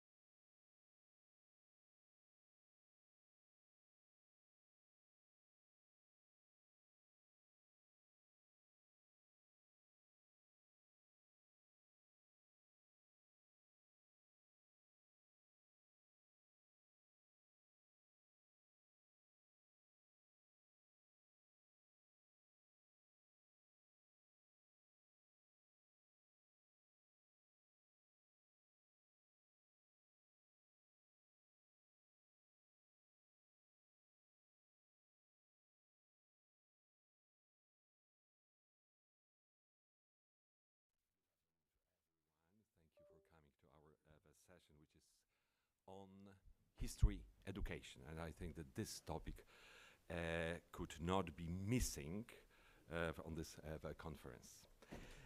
My name is Igor Konkolewski, and I'm going to chair this panel. And unfortunately, Professor Szeptycki is missing, is going to miss this panel, although we are going to talk about Andrzej Szeptycki. Well, just to attract you, but no, you are resistant. Thank you very much for coming to us anyway. Today's panel on history education has two goals. So the first goal is to present a cooperation of two scholarly institutions, European institutions. That is the Polish one, Center for Historical Research Berlin, or the Polish Academy of Sciences, and the German one, which is Leibniz Institute for Educational Media in Braunschweig. Actually, this is the biggest institute for textbook research in the world. I recommend you the book collection of the Georg Eckert Institute in Braunschweig, which includes the textbooks from, well, about 150 countries, if I'm not mistaken. And the second goal, the main goal actually of this panel, is to present you different perspective and specific characteristic narratives on Europe in Ukrainian, Russian, and West European history textbooks, with focus on Ukrainian history, how the Ukrainian history is represented or discussed or presented in the Russian and Ukrainian books. After the talks of three speakers on the panel, I'm going to make some closing remarks, and I'm going to refer to the Polish-German project or the transnational textbook for history called Europe, Our History. And I'd like to ask a question about a possibility to create a similar transnational textbook for history, namely the Polish-Ukrainian textbook for history. Is it possible? Question mark.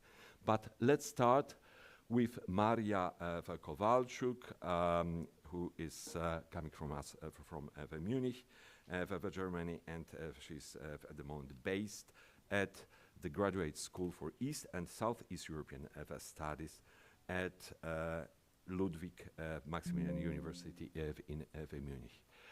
Maria, we're happy to have you on the panel, and the floor is yours, please. Thank you. Do you hear me like this?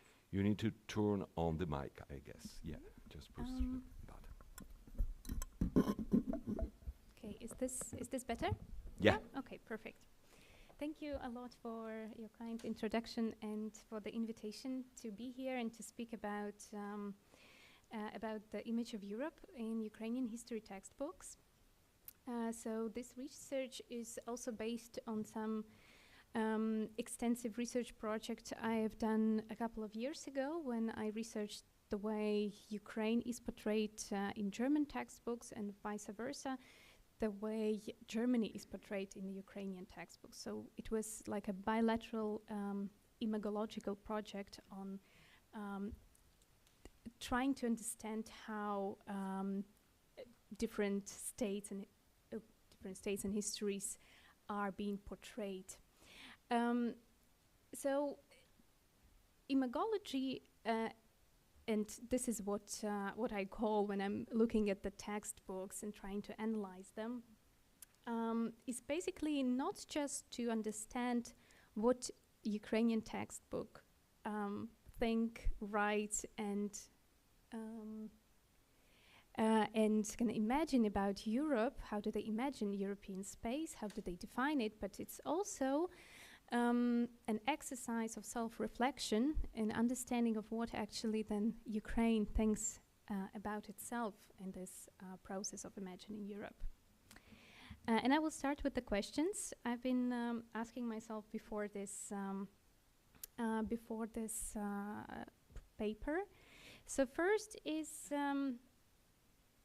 actually asking ourselves, how is Europe defined in the Ukrainian textbooks? And more interesting, so how has it changed since, I would say even earlier, since 2000s?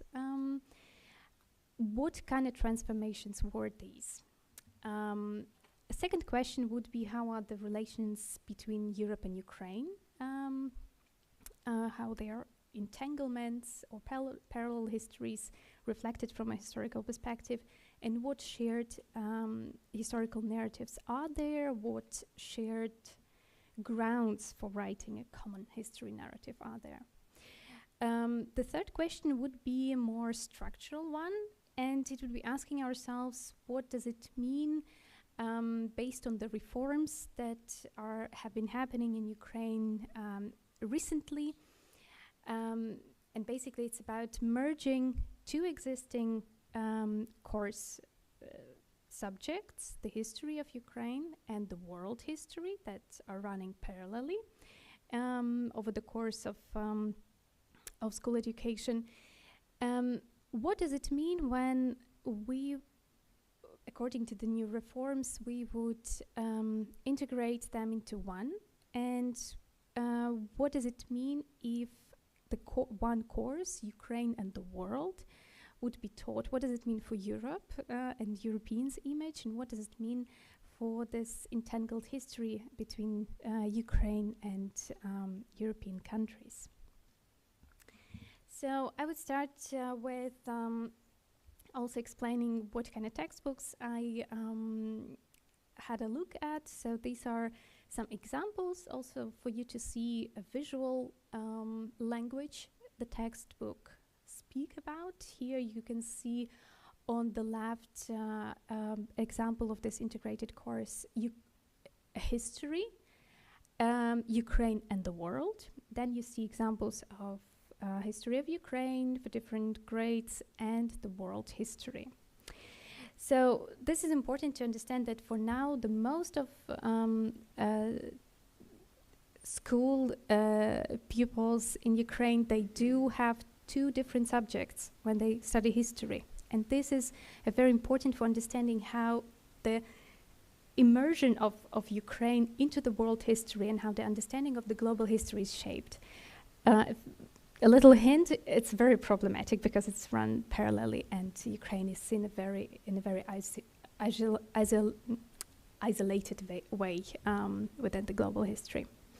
But there are new history textbooks, I will mention in the end as well, that are trying to exactly work with more entangled ways of telling the history of the world. So I would start with the first findings that that are crucial for our understanding of Europe. So basically, since 2000s, and I also must make a little note here, Ukrainian textbook landscape is a very dynamic one. So just to have an understanding of how dynamic, around maybe 15, 20 years ago, when I myself was in school, so we were studying, for example, a great patriotic war instead of the Second World War one. And these changes that has been happening over the last 10, 15 years, they have been more and more intensified since around 2017, 18. And this speaks as well about the way Europe is portrayed. So we are seeing a big shift, and especially recently in the textbooks published in 2017-18. In which way this transformation can be formulated? So first, in 2000s, 2010s, Europe is portrayed in a very abstract way, and is portrayed as a kind of like an object of worship, you know, in a meaning that it's, I called it a sacred cow, in a meaning that it is not possible to criticize it in any possible way, It's like ideal, it's teleological in the way that it embodies everything that Ukraine wants to achieve. And this is also a very crucial understanding of future aspirations of Ukraine. It says, and it also reflects something I've been thinking a lot about the societal image, because of course the textbooks, they do mirror a lot of societal changes and also project the future. But in Ukraine, also in this kind of 2010s, even earlier, there was this trend in society to call everything cool and modern, to add this little prefix Euro, meaning that if you would be selling something, and from the market placing point of view, you would like to sell something in a better way, or you would have I don't know. So basically, this is where the market meets values, yeah.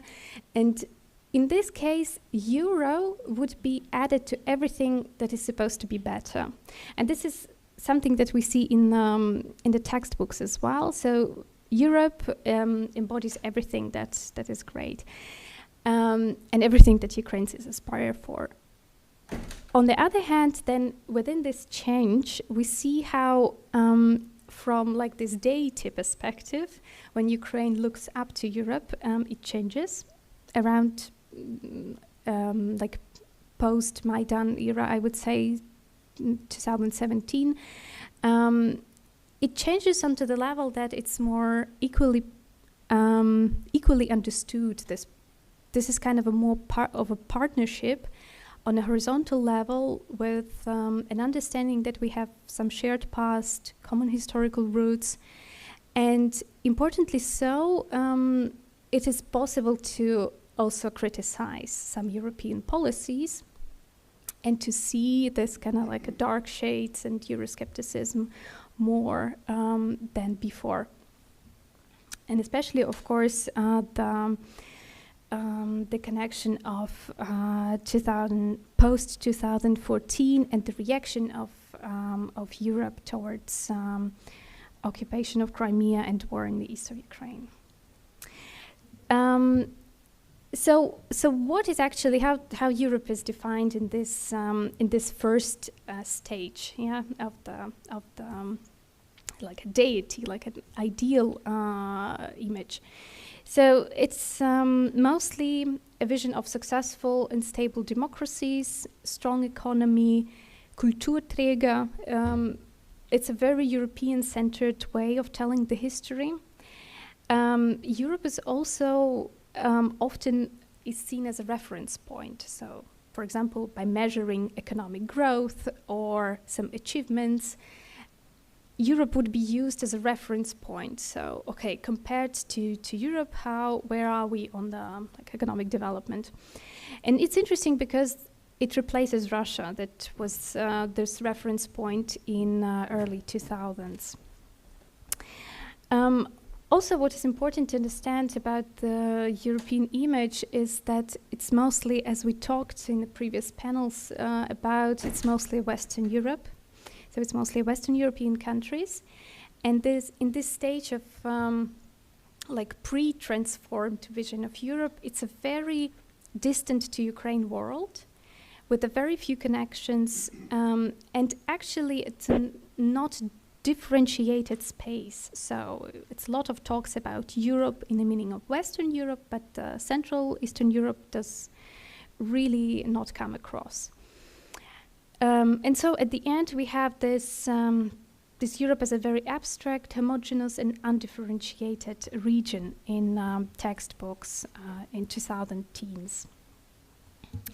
What happens then, and how this critical approach starts to develop? So first, I noticed that there are more and more information on the critics of colonialism, but also in a very ambiguous way, trying to show, and here you can see examples mostly of French and British colonialism, trying to discuss different sides and ambiguous legacies of colonialism, like, for example, the infrastructure and the development of the region through the investments from the empire, and on the other hand, as you see, the slavery and so on and so far as a also legacy of colonialism, and so basically trying to see it in more of a pros and cons picture.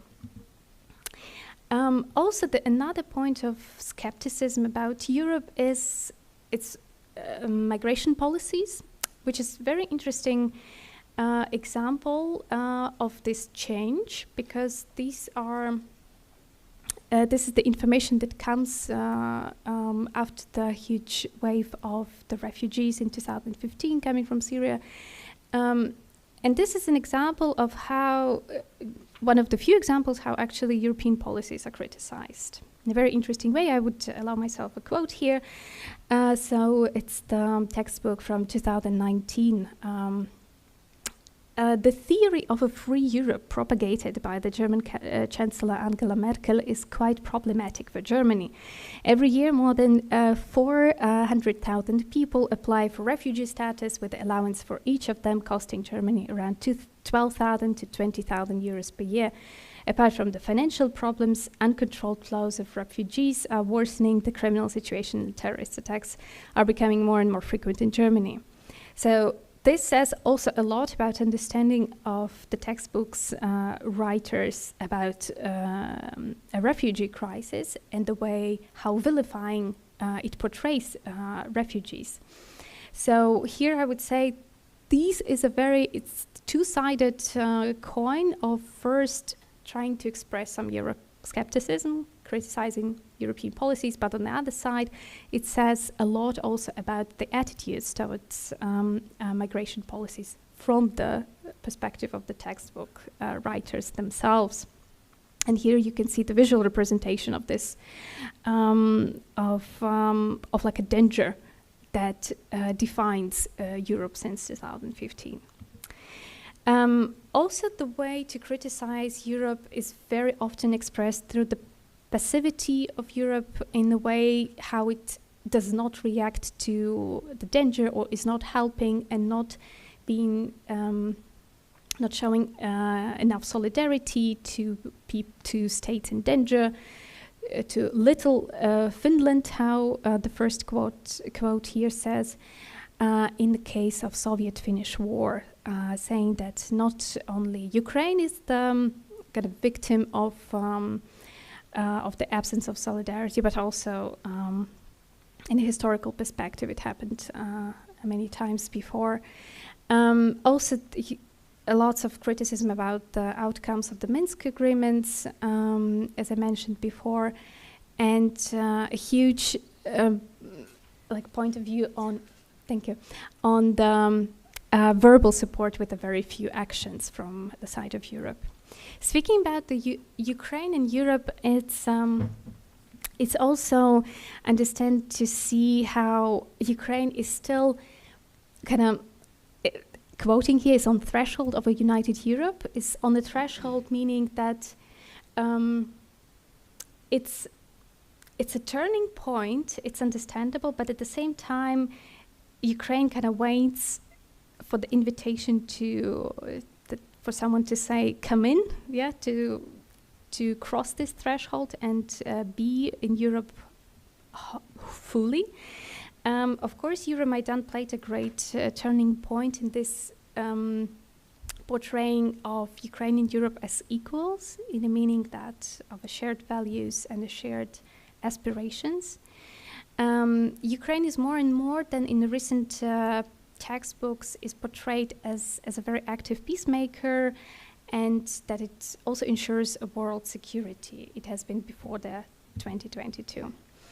This is also something that, speaking about Ukraine itself, is a tendency to overcome this inferiority complex towards both Russia and Europe. So this is a process of healing its historical roots from a point of view of definition or self-defining and not being dependent on someone else.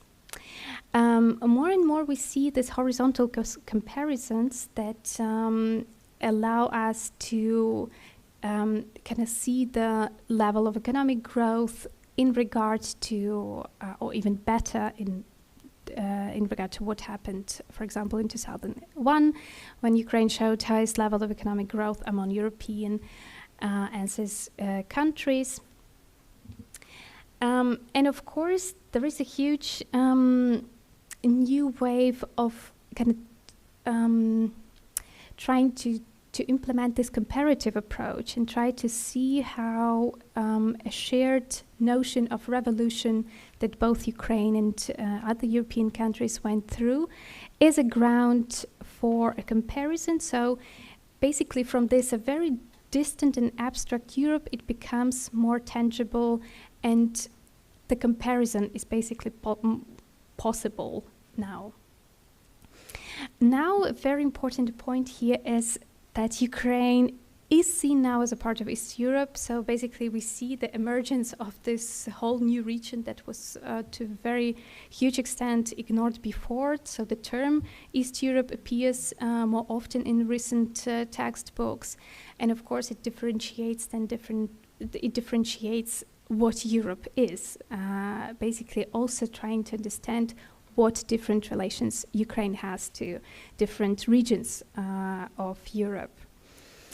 It's also interesting to see how this development of, maybe the attention to common experiences, for example, during the Second World War, as portrayed here in this quotation, how this common experience suggests that we are in a common space, and how the spatial imagining helps then to create basically East Europe that that includes Ukraine and all the Central European countries. About the shared histories, here are a few examples, of course, how this project is being developed in the recent textbooks. So we see the heritage of the ancient Greeks in Crimea, and we see, of course, the connection of the Kievan Rus through the marital alliances of Yaroslav Mudry, Yaroslav the Wise in the 11th century. And it's important for me to also put a stress on this visual inclusion of Ukraine in these spaces that is being done more and more. So basically when we imagine the mobilities in like early modern times, in medieval times, this is important to see how all the spaces, including Ukraine, are being differentiated here. So here, for example, are also examples of some positive experiences in the past, that despite the absence of state for centuries for Ukraine, it still has some important points to look up to. So concentrating on more of a common victories, as here in this quote about the battle for Vienna in 1683, where it says that Ukrainians took a crucial part in this battle, and trying to kind of put a very huge point of reference on exactly those common victory narratives that are more important for underlying the existence and significance of Ukraine as a part of Europe. Okay, so I will be then coming to an end. Also important point that I wanted to address are, of course, the structural flaws. In the new courses that I mentioned at the beginning, when we see there is the history of Ukraine, there is the history of the world, how do they connect, in which way, and how does it change then when the new Ukraine and the world history course would be introduced. Of course, there are many dangers here, especially when Ukraine is mentioned just on the side, and basically it all runs very parallelly without an actual understanding of how entangled these histories are. So it's, for example, talking about the law systems, and then on the side you see a mention of what has been happening in Ukraine at this point, but it all runs kind of parallelly and does not interact a lot. Here you can see not very good examples of how Ukraine and Europe are divided when students are asked to understand what are the characteristics of the early modern time, and Europe and Ukraine are in a different parts here. And this we can leave maybe for the discussion, the new tendencies in textbook writing. And so to conclude, it was important for me to make a point that basically from this very abstract Western Europe, the mental map of Europe in Ukrainian textbook has changed tremendously in a way that it got lots and lots of details and regional differences, of course. Ukraine is being more seen now as a part of kind of its own Eastern Central Europe, and we see more horizontal connections and criticism as well, but also shared and similar experiences with, of course, lots of attention to successes and common victories. From abstract European values, we go into a more detailed way of helping Ukraine in the EU accession process. And I must say also there are very few actual disappointments verbalized within the textbook narrative in regard to Europe. And to finish then, so these are all things in the process. It's a lot to reflect upon, but it's also, I would say it says a lot about future aspirations and what is actually Ukraine, how Ukraine wants to see itself in as a part of Europe. Thank you.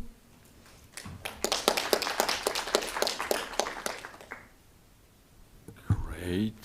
Thank you, Maria. Thank you for giving us insight into the evolution of the history of education at the school level in Ukraine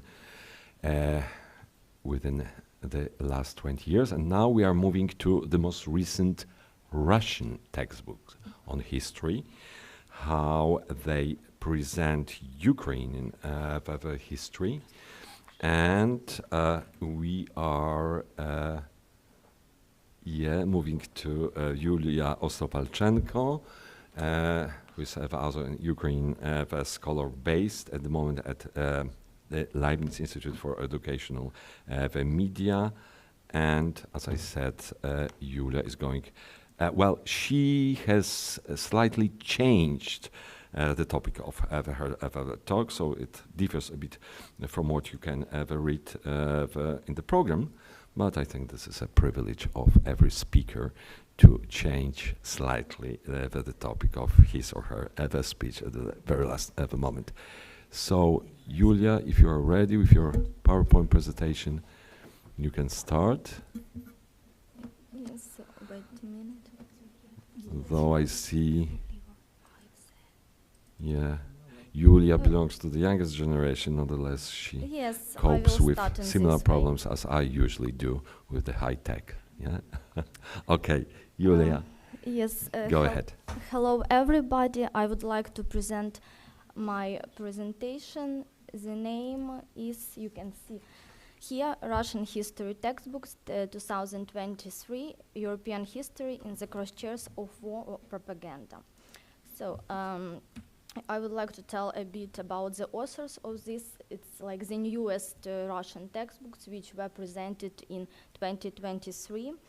And the work of these 4 textbooks was carried out under the leadership of the presidential advisor, chairman of the Russian Military Society, Vladimir Medinsky, who is very well known in Russia and in European countries also.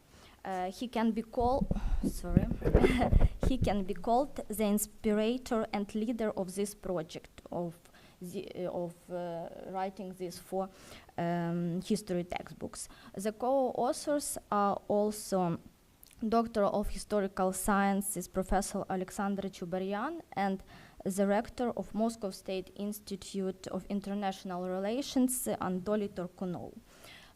These 4 textbooks contain ideological cliché, also pseudo-scientific myths about Ukraine and Ukrainians, assertions, and about the artificiality of Ukrainian nation also. And in particular, conspiracy theory that Ukrainians were allegedly invented by the Austrian General Staff in the 19th century. Which with the aim of dividing the united Russian people. Also, I examined didactical guides and methodological recommendations for the teachers which were prepared for these 4 textbooks also by these authors. And it is for the first time when the authors synchronize Russian history and world history. The first subtopic which I have analyzed in these 4 textbooks is about Ukraine and its history. As I noted in the introduction, Ukraine and its history occupy a prominent place in new textbooks. The authors write that Ukrainian project, in brackets of course, was developed by Imperial Vienna. Its main task is to explain to the Lviv Ruthenians and other Russians who live in the junction of 2 empires that they are not Russians but some separate nation, and Ukrainians never existed before. On the part of Austria, it was a campaign aimed both its Ruthenians and at the same time residents of the western regions and of the empire of the Russian Empire.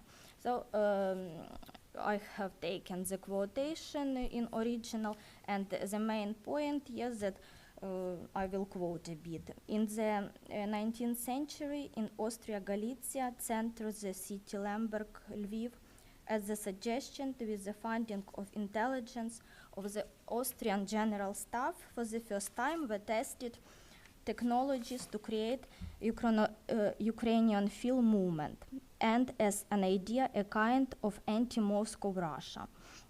The main goal was simple: to keep in Austria the Slavs historically and culturally gravitating to Russia, and to prove to the Slavs living in Austrian Empire that they are not Russian but a separate people.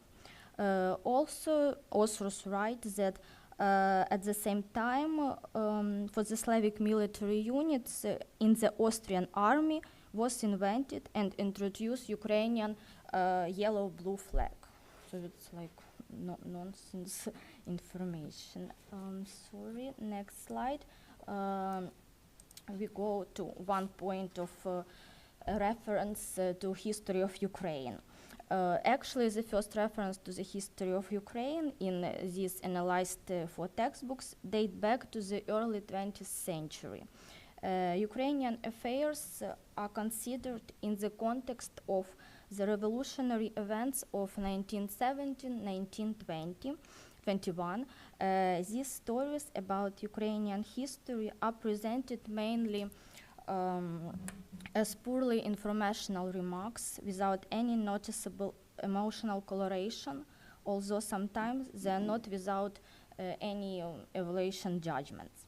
The textbooks here, when they write about this topic, emphasize that the inaction and weakness of the provisional government led to the intensification of political life and national margins of the former Russian Empire, including Ukraine, and stimulating increasingly radical separatist manifestations. So you can see this quotation in the presentation. I wouldn't, no, I skip them. Also, the next page of Ukrainian history, it is describing in this textbook the collectivization and the Holodomor of 1932-1933. It is mentioned in the 10th grade textbook, History of Russia. The textbook emphasizes the following subjects: the area of distribution, the causes of the famine, and the consequences of this famine. And it is noteworthy that the number of deaths is indicated in general, referring to the territory of the entire USSR, without division into regions and the specifics of the famine in each region. The quotation you can see in the slide, so they don't mention any numbers. Next. And also speaking about Holodomor, among the reasons authors see only natural disasters, drought, crop failure, economical factors, but and miscalculations in agriculture policy, but not some another point. Also, it is worth outlining one more page of Ukrainian history that is reflected, albeit very fragmentedly, in analyzed textbooks. This is the period of the Second World War, in particular the activities of Ukrainian insurgent army. It is depicted a bit in these textbooks, and the characterization of Ukrainian insurgent army is presented in the general context of the overview of collaborationist formations in Eastern Europe. Among them, in the Ukrainian insurgent army, as well as similar formations in the Baltic states, Belarus, and the Caucasus. This army is depicted as a poorly collaborative structure that played on Russophobic sentiments, committed genocide against Poles, and only formally waged in two-front war, focusing mainly on the confrontation with the Red Army. So also quotation I think you have read. Next page, which it is about what is written in the textbook. It's about Crimea, of course. The writers write about the illegal transfer of Crimea to Ukraine on Khrushchev's personal initiative, and restoration, like they write, restoration of historical justice in 2014. Some quotation. In 1954, on the personal initiative on Khrushchev and without observing the norm of Soviet legislation, Crimea was transferred from the RSFSR to Ukrainian SSR. No one asks the opinion of Crimeans, the absolute majority of whom were ethnic Russians. And they write, as a result, Crimea was detached from Russia for many years, but historical justice was reconstituted only in 2014. But the authors of the textbooks do not say that Khrushchev made his first attempt to give Crimea to Ukraine in 1944, saying given that Ukraine was should be with Crimea, because Ukraine gives Crimea large material resources and they need to support the country's economy by expelling punished people from Crimea. This year, Stalin refused Khrushchev's request, but in February 1954, Khrushchev realized his idea, and it was not made without observing the norms of Soviet legislation, like authors have written. In this way, textbook attempt to justify Russia's annexation of Crimea in 2014, and the key argument here is the reference to the allegedly held referendum in Crimea. However, this Russian control referendum with the predictable result was held after the actual occupation of the peninsula by the Russians. Also, here there is a quotation from the book about this referendum. Also, sorry. Also, the authors of textbook write about color revolutions. They write that color revolutions are based on a conspiracy theory with a special emphasis on the fact that the alleged key objective of these revolutions was to bring to power anti-Russian leaders, those who were oriented towards the West. The revolution of dignity in Ukraine has been described as a coup d'etat, military coup, bloody armed rebellion, and bloody coup. In the 10th grade history of Russia, much attention is paid, they called this topic like neo-Nazism. According to this, the authors write, several generations in Ukraine starting in 90s were brought up in the hostility to Russia on neo-Nazi ideas. According to NATO's plan, Ukraine was intended to play the role of the main battering ram against Russia. So several generations of Ukrainian youth since the 90s were brought up in hostility to Russia on neo-Nazi ideas. The authors of the textbook mention Ukrainian neo-Nazism, which in their opinion is the embittered national, linguistic, and cultural violence on an aggressive minority against the majority. It is photos and of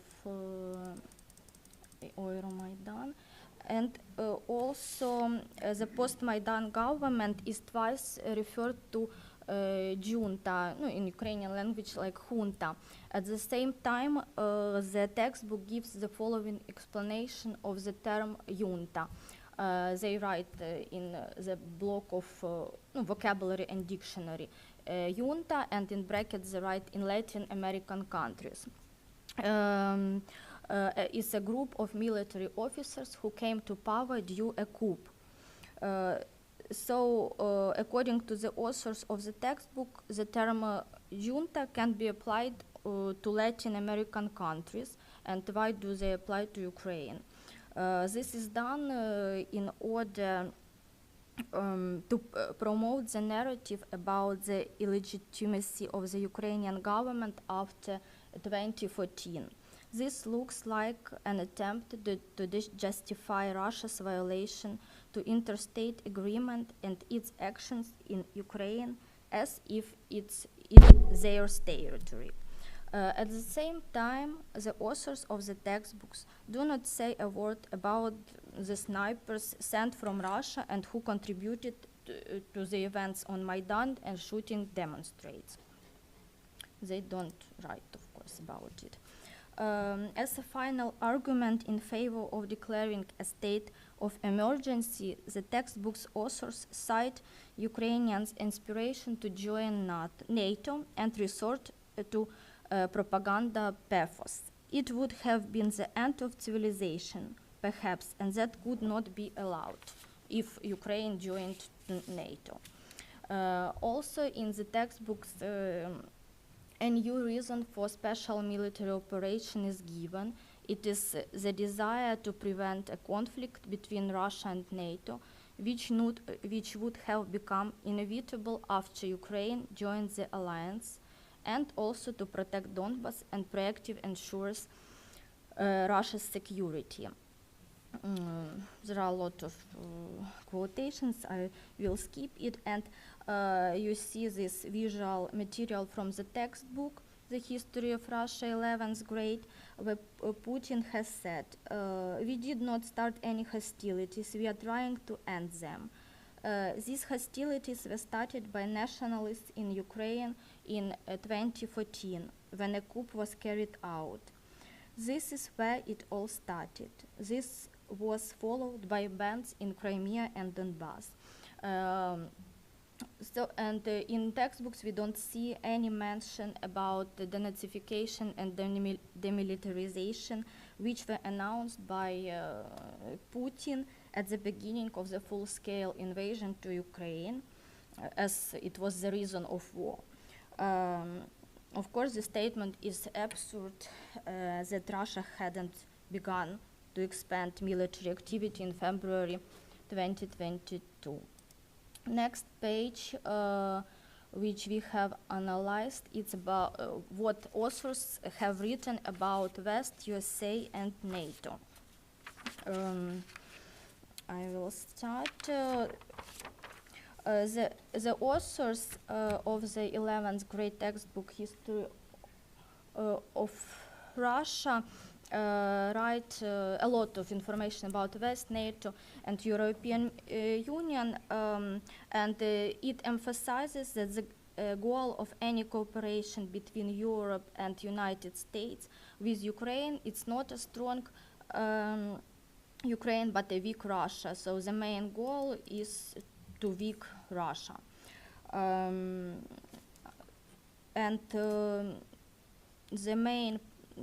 The main it's creating a negative image of the West, forming an a priori distrust of its remains one of the key tasks of the authors of the textbook. So the USA West is enemy. Didactical, I have analyzed also didactical. But then you can come to the conclusion. Yes, in conclusion, of course there are a lot of information in these textbooks concerning to Ukraine.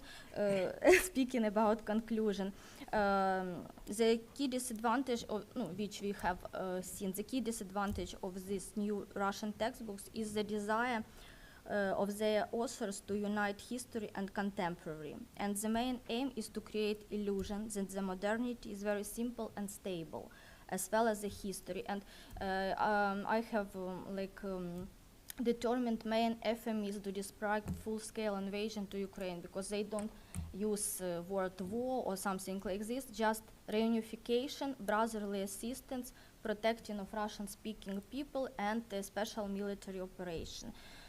So in this way they showed Ukraine in their textbooks. Thank you for attention, because I skip a lot of information because of time. Thank you. Thank you so much, Julia, for giving us a picture how Putin's regime is instrumentalizing history of education in Russia in the light of the full-scale war against Ukraine. Now we are moving toward the west. We are moving to Stefan Samler, who is a professor at the Technical University in Braunschweig, and at the same time he's also a scholar based at the Leibniz Institute for Educational Media in Braunschweig. And he's just looking for his PowerPoint presentation. He successfully found it. And he's going to give a talk on West European perspectives on the history of Ukraine in school history textbook. So, my dear friend, Stefan, the floor is yours. To start, thank you very much for the invitation. Thank you very much for coming. I will try to go through 3 points here in my presentation. The first is concepts of Europe, how we define concepts of Europe. At the example of the Council of Europe, that means who is defining Europe or who has defined Europe. I will go back into a little bit into the 1950s and to retrace a little bit at some examples. The work of the Council of Europe. The second point is the contribution of Central and Eastern. I said Central and Eastern. Today I learned I should use Central, the contribution of Central European historians to the concepts, because we started very early. And the third point is a little bit to look into the curricula and history textbooks of Western European countries. I will end up with the potential of multilateral projects, textbooks project, and then I will hand over to Igor to make us familiar with the bilateral projects of history education. My first point is the history of Europe was conceptualized after 1945, especially with regard to the history teaching at the Council of Europe in a way that inspired by the European Cultural Convention of 1954, Article 1, stating that the signatory states we had to promote a shared knowledge of their own national history, and also to promote or to be committed to a rising awareness of a common or a shared European heritage. The focus was for a long time, and probably we have to discuss if it has to change now. The focus was on peaceful cooperation and the development of civil liberties. We have heard it also during the conference, and the rule of law.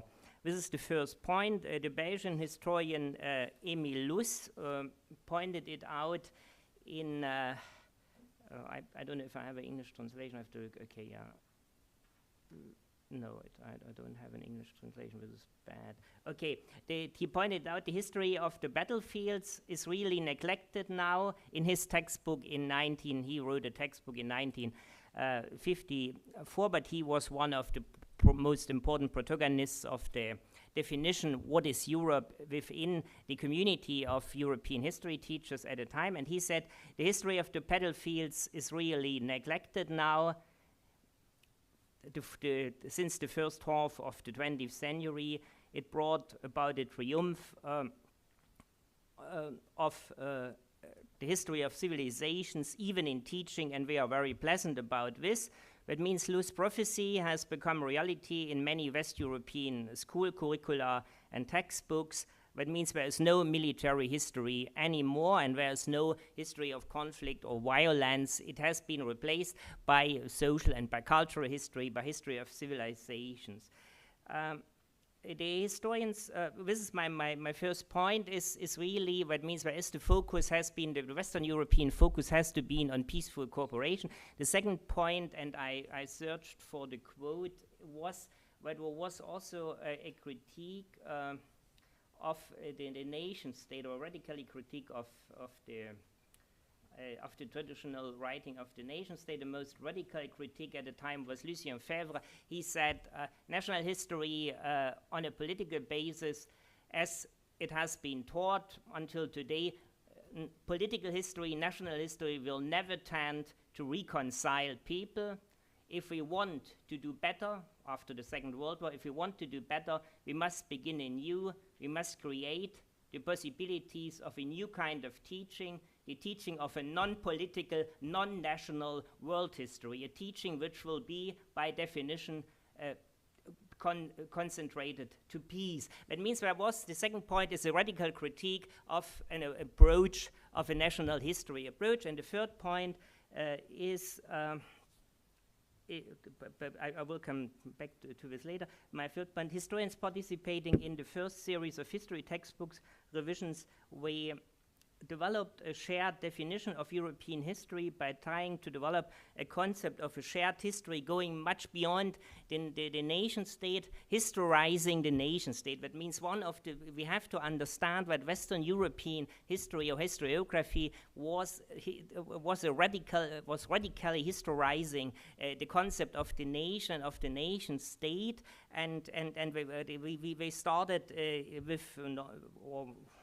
regularly we started with a shared history coming from the Roman Empire and its division in the 4th century between the West Rome and the East Rome. This unifying perspective of Europe, built by interconnected regions, has been also put forward by the Hungarian historian János Szűcs in his 1984 study. He clearly emphasized in this study, and this is a perspective which formed a consensus in the Council of Europe's early projects on history, curricula, and textbooks, and this was an important perspective in saying that at the time Western European historians recognized that what is said here, the history textbooks of Western Europe seem mostly of the time unconscious of most of the lands which they call, it is a self-statement, so it's called we, but we could say Western European historians most of the time they were unconscious of most of the lands we call Europe today, and which we ought to include in the Europe of the Middle Ages, when Byzantium was much more European than Brandenburg or Prussia, you could say, or even Britain. And this is something I wanted to say about these first years of the Council of Europe. When I'm coming to my second point, and this is really very important for me to tell you that Polish and Ukrainian historians played since the early beginning a key role in the shaping of these developments or definitions of Europe, at least since the 1990s, but it started earlier. We can come back concerning the German-Polish relations. It started much earlier. The recommendation that were drawn up at the 1991 Council of Europe conference, History Teaching in the New Europe, bear witness to this. For example, when we think of the call for a comparative perspective on peace treaties. What is just peace? And of course, in the 1991 conference, Polish historians suggested to bring Yalta, the issue of Yalta, in, and this the issue has also, it means a comparative perspective on just peace treaties in the 19th century has, we can see it now, it has been treated in a very courageous way for me in the German-Polish textbook at the example of the comparison between the Munich Treaty as an unjust peace and the Yalta Treaty as an unjust peace. This, I found it really courageous. It is a second point we could mention here was that they suggested to bring the peace treaty of Brest-Litovsk in, and Polish historian Franciszek Ryszka had already recognized the importance of the development of a European public law as a key element of European self-understanding in a project our institute did in the 1970s and 80s. It's called A History of Europe for the Teaching of Europeans, and he reminded us what many West Europeans are taken for granted, that the social liberties and that the rule of law should be a key subject of every school curriculum on history teaching. Later on, it was particularly the Polina Verbicka from the Ukrainian Teachers Association from Nova Doba, who played a very, very active role, an inspiring role in developing the ideas and definitions of Europe further. It is not very, very widespread known. The first digital textbook issued by the Council of Europe, Shared Histories for Europe Without Dividing Lines, which has been published as a digital textbook in 2014. It had a large follow-up. It has been translated into many languages, and there is a feedback book. There is a feedback book published, and in the feedback book, Ukrainian, also Polish historians, they made suggestions. Polina Verbicka suggested to bring themes like cultural heritage, cities and villages in Europe, but also, and most important, civil movements and developments of civil society, and the development of intellectual ideas in Europe in the program, or in the joint program of the Council of Europe, and it reminds me what Igor Lukas said the first day of the conference. He remembered the role of intellectuals, especially of Central European intellectuals, at the example of František Pavlaki, but he reminded us that it could be a very, very welcomed enrichment of curricula and textbooks of Western European countries to bring these intellectual perspectives in. Then I will quickly move to my third part, but you will tell me if I'm running out of time. Okay, for the first 2 minutes. Okay, 2 minutes. So if I have 2 minutes, Igor, I will skip it, but I have to say something on. But if I have only 2 minutes, I will go to the international to hand it over to you. I have to go. Okay, then I will skip this, and I will go to the history of Ukraine in B and multilateral history textbooks. I will skip the rest, and I will go to this, to the end. What we asked ourselves was if there is a history of bi and multilateral textbooks are much more a better basis, or much better suited to bring Ukraine in a European context or perspective in comparison to the national perspectives of the singular Western European states. For the singular Western European states, I have to say, because Marina Kaftan is with us, that Marina Kaftan was part of a team with Georgi Kasyanov. They did a comparative perspective on the history of Ukraine, 20th century history of Ukraine in Western European textbooks, and I can recommend to you, because I have to skip now this part, I can recommend to you the Kasyanov, Marina Kaftan and Georgi Kasyanov, and she can tell you much better than I do. She did the study on the representation of history of Ukraine in British textbooks. But I can mind this. Now I will, in 1 minute, say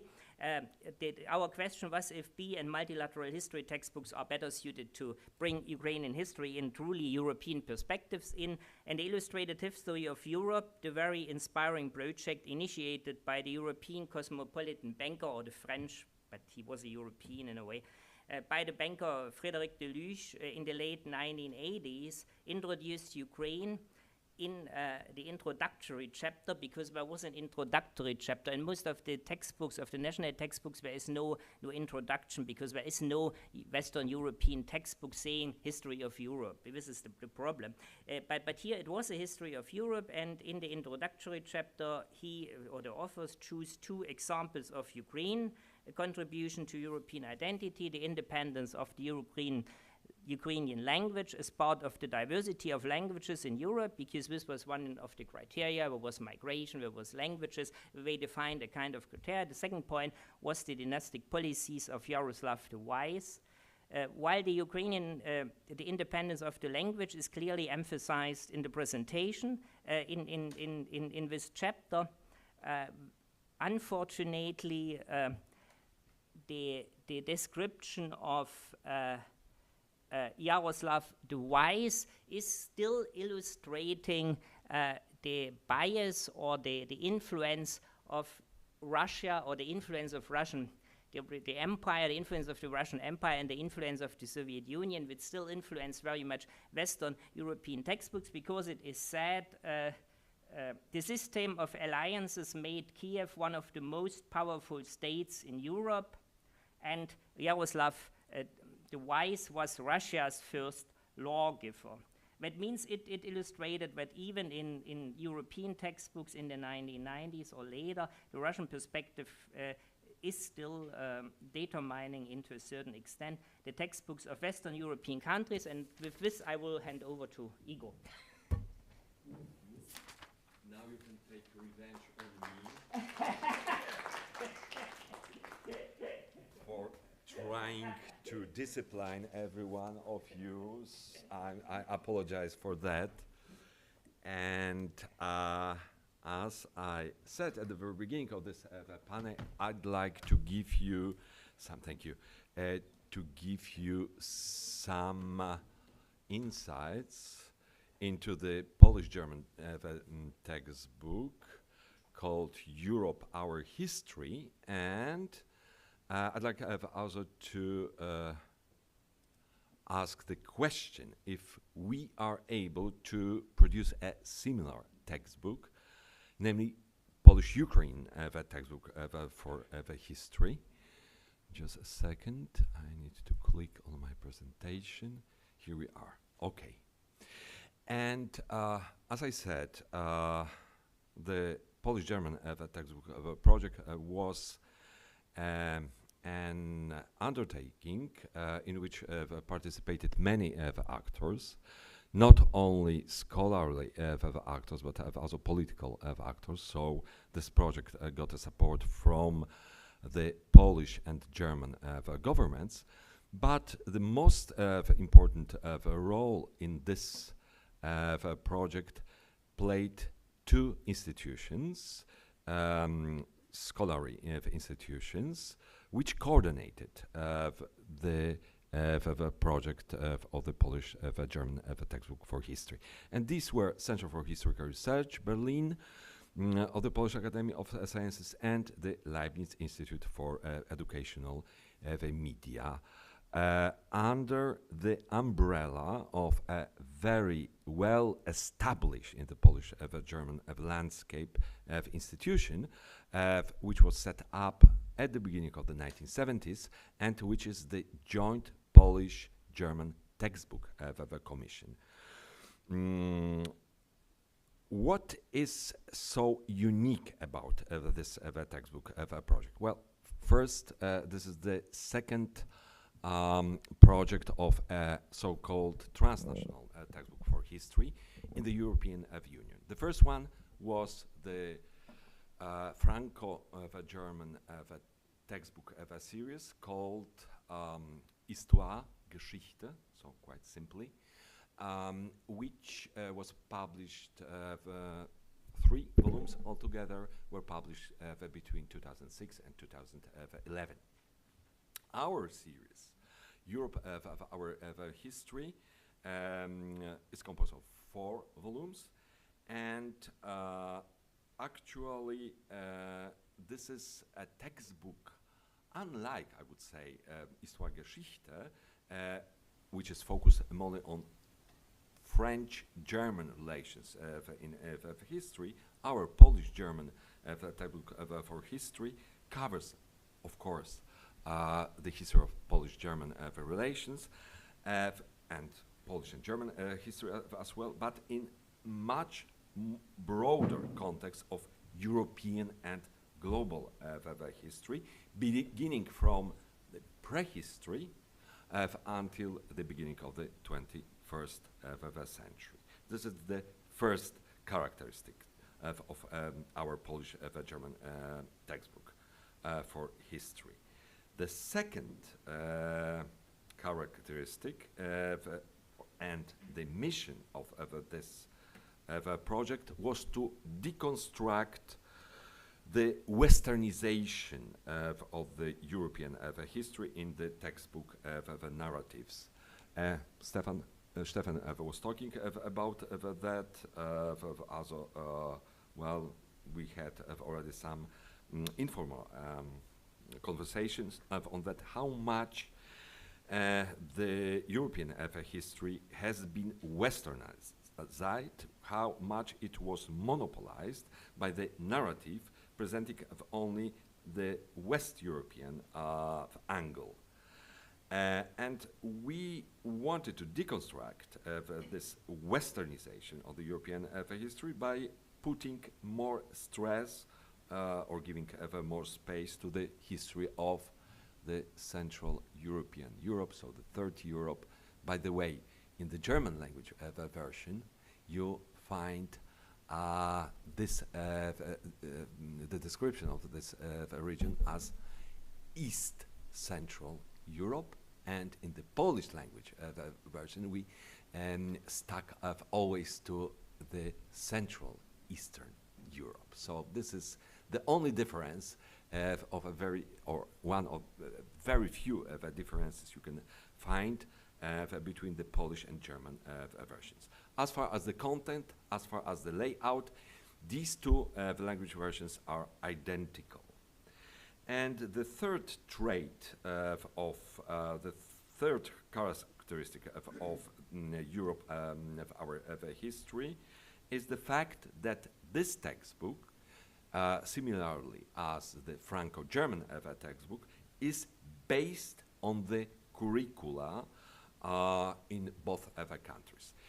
Well, the education system in Poland is much more centralized than in Germany, and as a result of which we needed to just combine the Polish curriculum with the curricula in 12 of the German Bundesländer. I'm thinking about 12 because in the other four the curricula are similar as in the other Bundesländer. So it was really a challenge for us.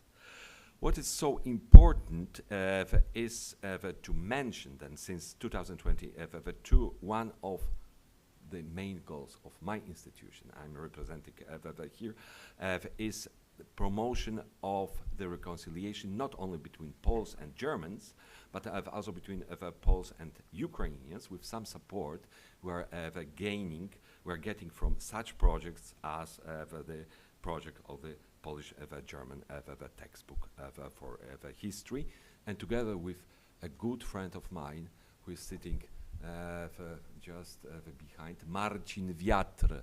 Marcin Wiatr, could you wave to us, please? Yeah, who is also from Braunschweig, the Georg Eckert Institute.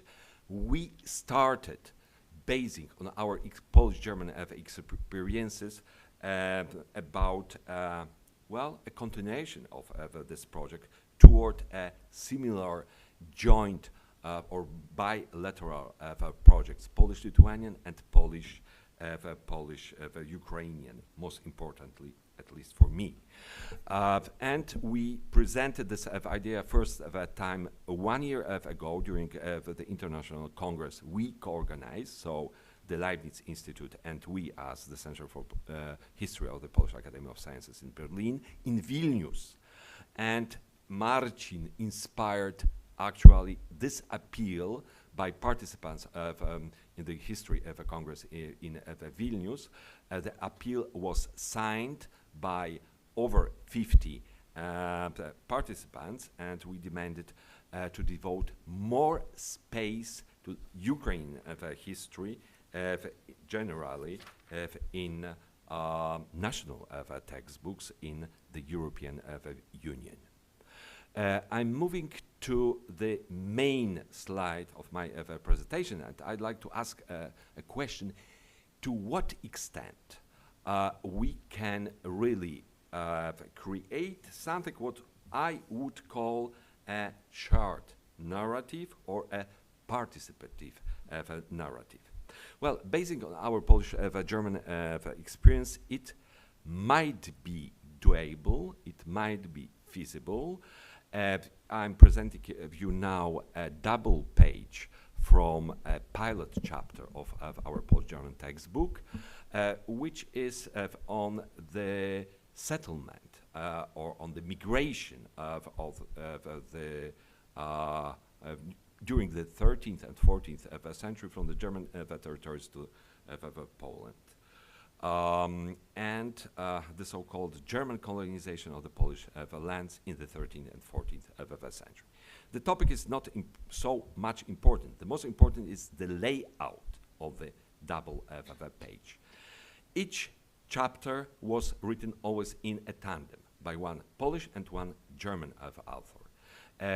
Well, we had also the vision of the roles was that the first author was the so-called initiating author. He produced the first draft version of the chapter, and the so-called commenting author could change, add, or correct anything what he or she would like.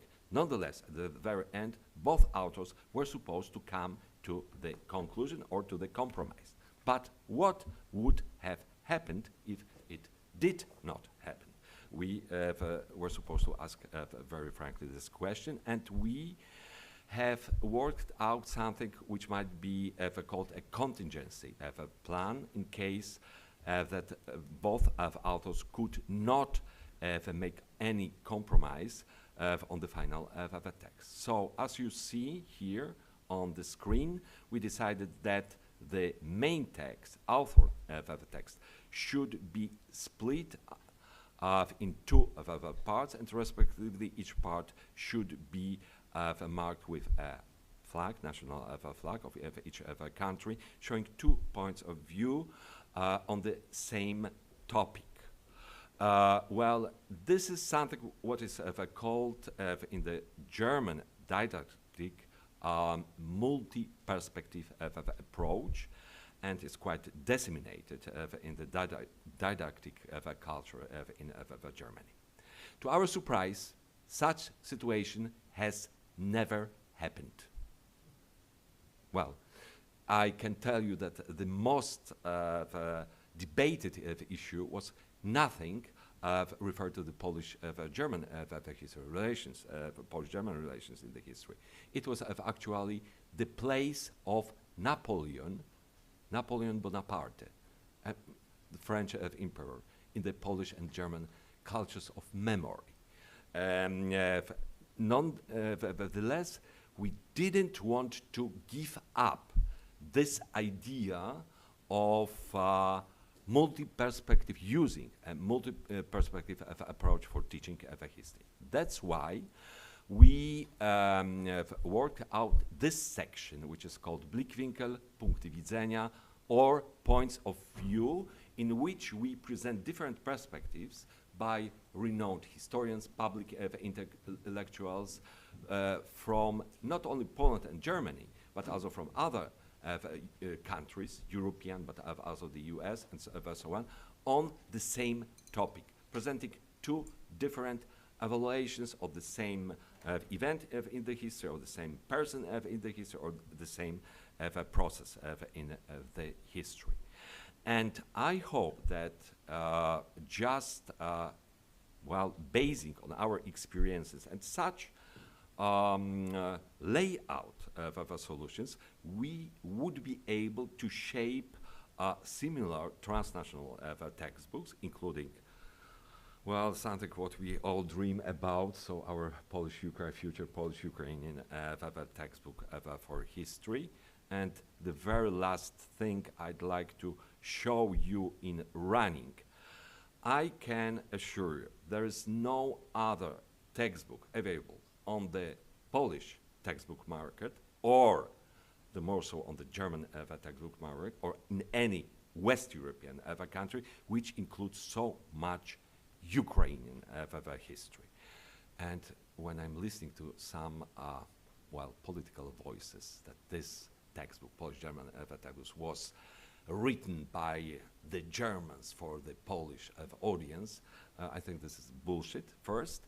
And secondly, I think that actually these were Poles who wrote this textbook for the audience in West European countries, including Germany. Just in running, so starting with the history of Kievan Rus, through the history, medieval history of Mongolian invasions. Very important chapter on the contribution of the Ruthenian culture, language in the Polish-Lithuanian Commonwealth in the 16th, 17th, and 18th century. We do not avoid also difficult topics. Well, at least from the Polish and Ukrainian angles, such as Khmelnytsky uprising and the reasons for the outbreak of the Khmelnytsky uprising, where, by the way, we have a very critical approach for the Polish sins which caused the rebellion of the Cossacks 1648. And we are presenting also the development of the emerging of the modern Ukrainian and Polish nations in the 19th century, in the Russian Empire, in the Austrian Empire as well. And again, we do not step back. We do not avoid covering or discussing, presenting also the conflicts between the Ukrainians and Poles in the mid-19th century or in the second half of the 19th century. We cover also the end of World War I in the Polish-Ukraine context, and this is something what was quite important for us, namely to present the history of the Second Polish Republic in the interwar period, including also the minorities in interwar Poland and Ukrainians. Andrzej Szeptycki, that's why I wanted that the Deputy Minister Szeptycki would stay with us, but unfortunately he ran away. So showing this very important leaders of the minorities during the Second Polish Republic. I wish we could have more room, more space also to present the Hołomodor. Hołomodor has been touched upon only very briefly, the problem of the forced migrations in the wake of World War II in relation to the German Flucht und Vertreibung, so the flight and expulsion of the German population from the former Eastern German territories is presented here quite extensively. Nonetheless, we are presenting also the results of the Vistula action, as a result of which 200,000 Ukrainians were forcibly settled to other Polish regions after 1945. Okay, I'm just about to finish, but I want to say that we are trying to depict this tragedy of the Ukrainian nation not from the traditional Polish point of view, not from the Polish master narrative saying, this is not us, not Poles, these were communists, which are responsible for this ethnic cleansing which happened to the Ukrainian population in 1947. And we end, this very last chapter was written in 2020. And the very last volume of this series came out 2020. So we didn't know what was going to happen 2 years later. Nonetheless, the very last section of the last volume is devoted to the Maidan Revolution. Well, kind of prophecy, if you like, in the light of the ongoing war. But at least we were able to put stress on the Ukrainian history in the broader context of Central European history. Thank you so much for your attention, and I apologize to my colleagues for being not so disciplined. Okay. Now we have 1 minute for questions, but you can take over the role of the moderator. Okay, so I'm looking at our friends and colleagues from the Pilecki Institute. Are we allowed to talk, to have a bit longer discussion? Okay, so one brief question from the audience.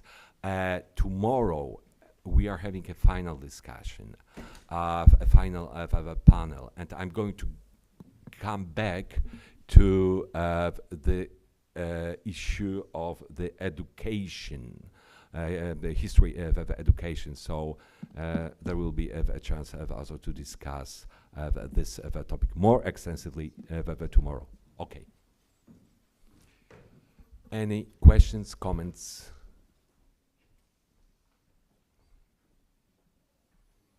Yeah, there's still one question. question or comment, please. Well, first of all, I'd like to thank all the panelists for very insightful presentations showing different angles to writing history for school children, right? I have the question to our first presenter, Maria Kovalchuk, about this new reform in Ukraine that is underway, right? Uniting global history and Ukrainian history subjects within one. And I think in one of your slides you had the author HEMAS or something 2024. So this is already a new textbook for this new subject, or who will carry this agency for writing the textbook, United One? Is there a commission of authors? Because it requires a totally different approach, right? So how will the task of authorship be solved in Ukraine? Are you aware of the current situation? Thank you. Thank you for that question. It's a great question. I will answer shortly, and then maybe we can discuss it with one of the authors of the new generation of the textbook who is writing exactly this Ukrainian and world history as an entangled history narrative. What I would say, what is important is that a new concept of a historical education was recently approved by the Ministry of Education, and this is kind of a blueprint, a guide on how to talk about Ukrainian history as global history. And of course, this is something that the state can suggest as a way to go, but the textbook writers, it's a market, it's a free market. So it's a very problematic question, because some of the authors who write extremely problematic points about this migration that I half of the time have been shocked reading myself, this in 2023, 24. But the problem is that the quality of those textbooks sometimes is being, I would say, undermined by the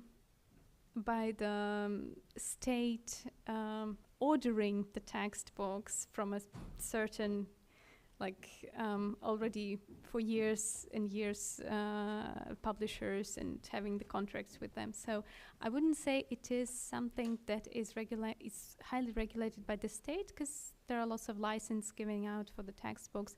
But this is something that can be regulated from both point of view of European Council, for example, giving out the recommendations that these textbooks are of a great quality, and also of civic education organizations like associations of teachers. So I wouldn't say the state regulates this to a huge extent, but more of the secondary, the civic society and all those initiatives. But thank you for this question. It's a very important one. Yeah, it's a great person to talk to.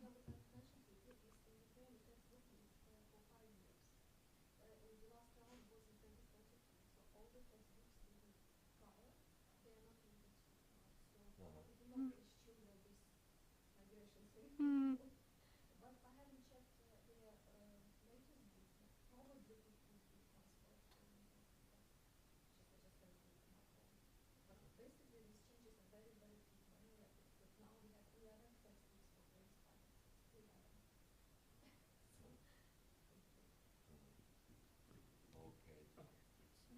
Thank you so much for being with us, and I apologize for not being so disciplined, but as we are staying by tomorrow anyway, and we are available for your comments, questions, and any kind of discussion with you, interaction with you. Thank you so much, and see you soon.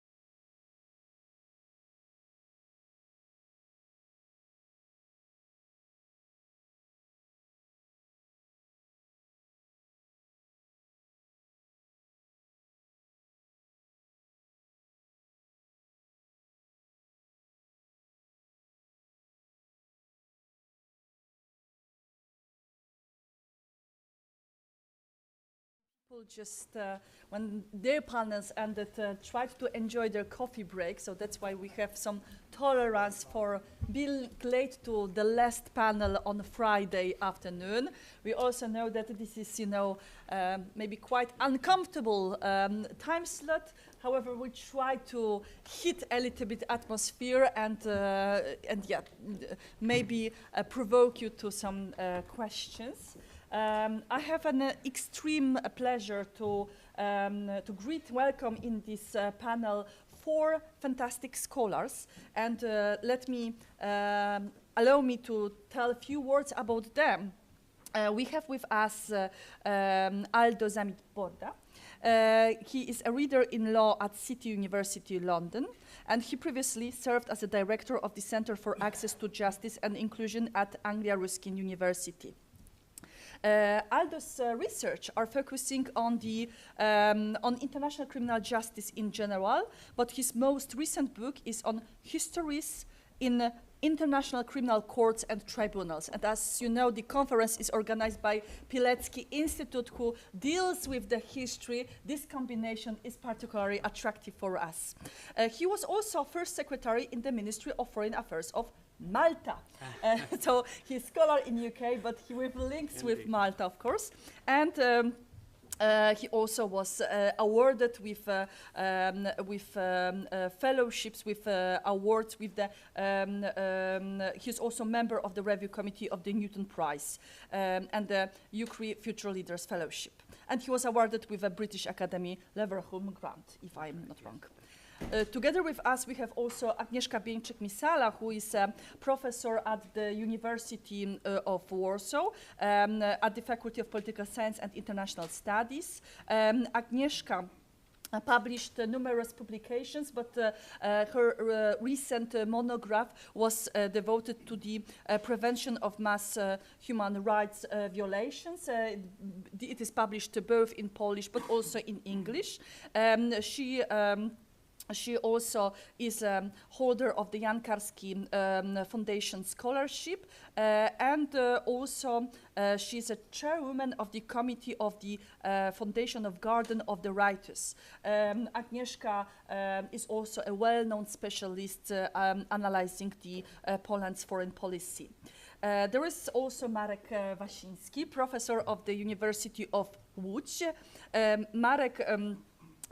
Marek deals in his research with various issues. He combines the theoretical and non-mainstream approaches to international law, as well as exploration of Eastern Europe as a distinct, liminal, and post-imperial realm. Marek, I think the most known Marek book is devoted to the African Charter of Rights, of Human Rights and of People's Rights.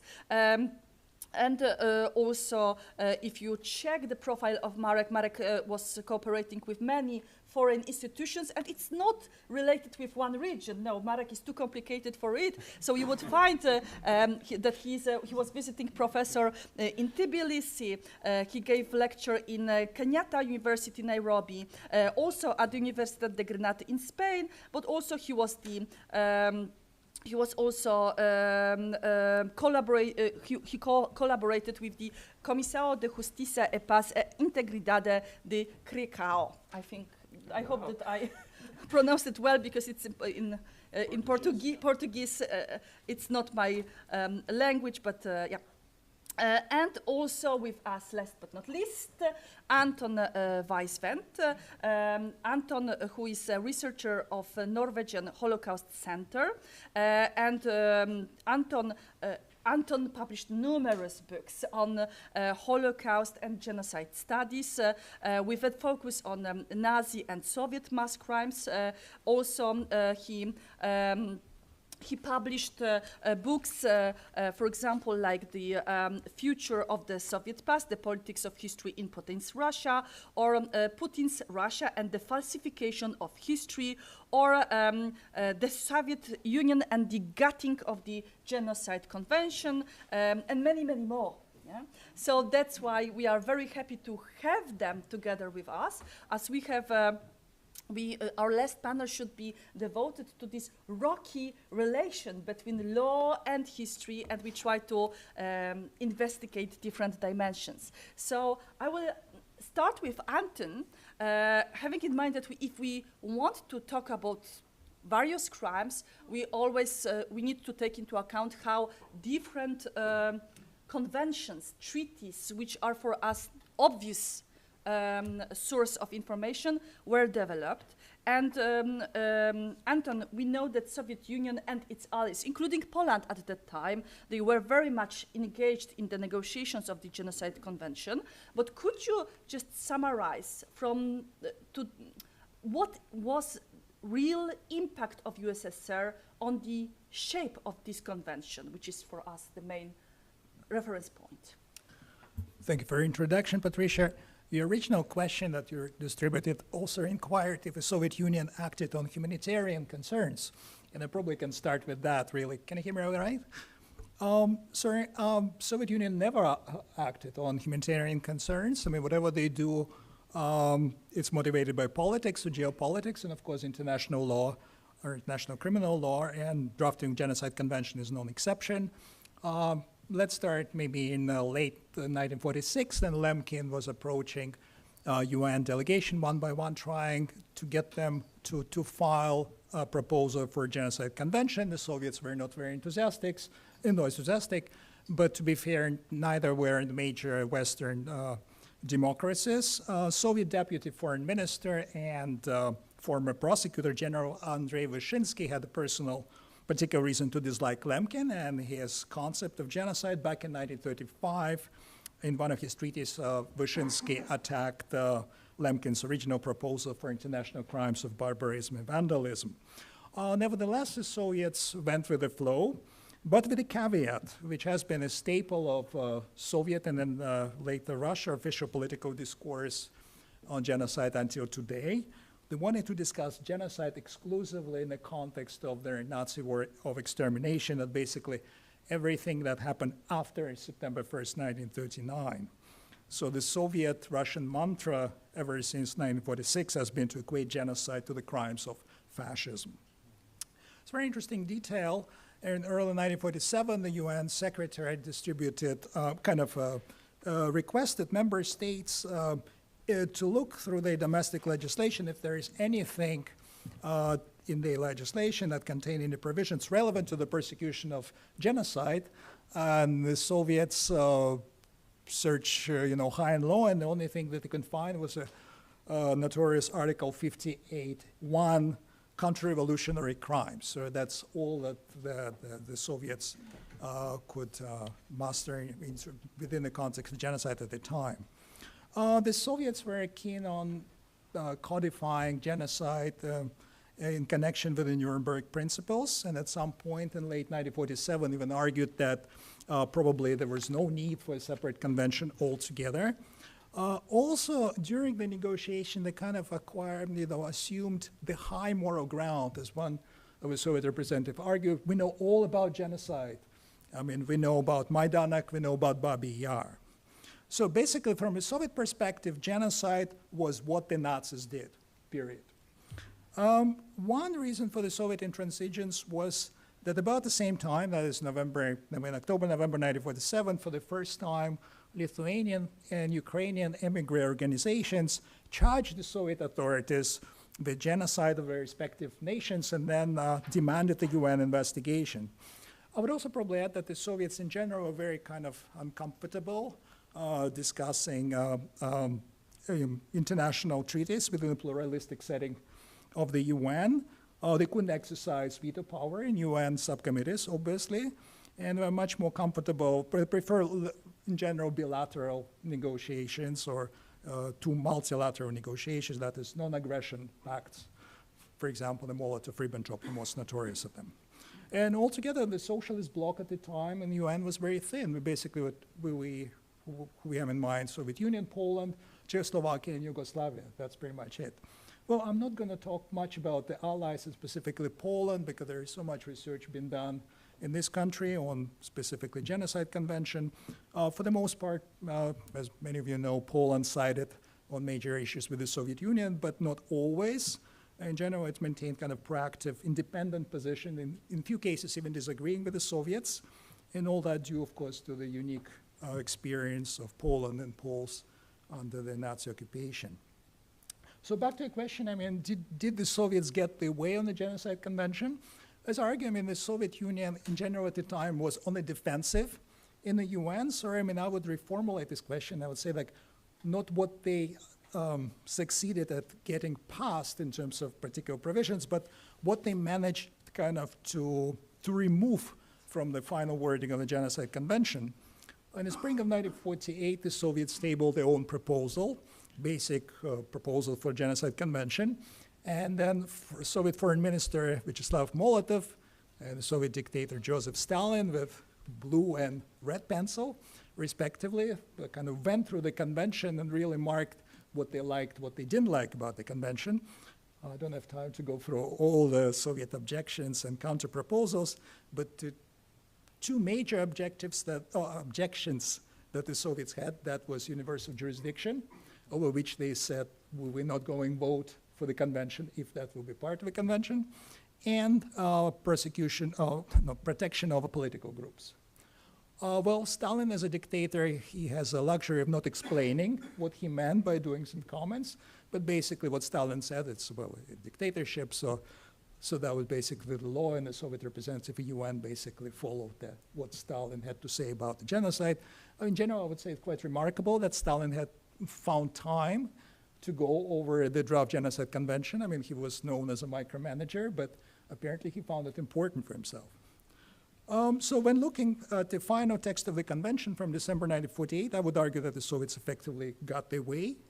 The convention doesn't protect political groups, and it provides for establishment of ICC at some point in the future, right? In all fairness, I would say when the Genocide Convention came to a final vote in the UN in December 1948, Western powers came to exercise sort of similar concerns as the Soviets. At that point, it was very clear already that there was kind of sense that the Western communist blocs would be using Communist Convention as a political tool against each other. I think it was pretty obvious by December 1948. Okay, but we understand well that Soviet Union could say, we know what is genocide because we also suffered from it, from Nazis. But do I read it because, of course, from our Polish experience, we know that Polish delegates, they use this argument a lot, yeah, that they referred to the particular crimes. Whether Soviets really pointed out also to the events which happened on the territory of Soviet Union? Oh, they didn't go into any details, really. It was used kind of, as a part of a discussion, more like rhetorically. But they didn't provide any particular examples that would kind of, illustrate their points, really. So this would be the difference because, for example, in case of Poland, we referred to particular factory, particular crimes. We indicated on specific numbers just to strengthen Polish narration in this area. But there is something which I cannot understand because to eliminate political groups from the definition, it's obvious, you already explained, they had to defend already themselves from the accusation of commission of genocide, and they did eliminate political groups in various states in which they occupied. But why were so against universal jurisdiction, whether at the same time they were not a fan of creation of International Criminal Court?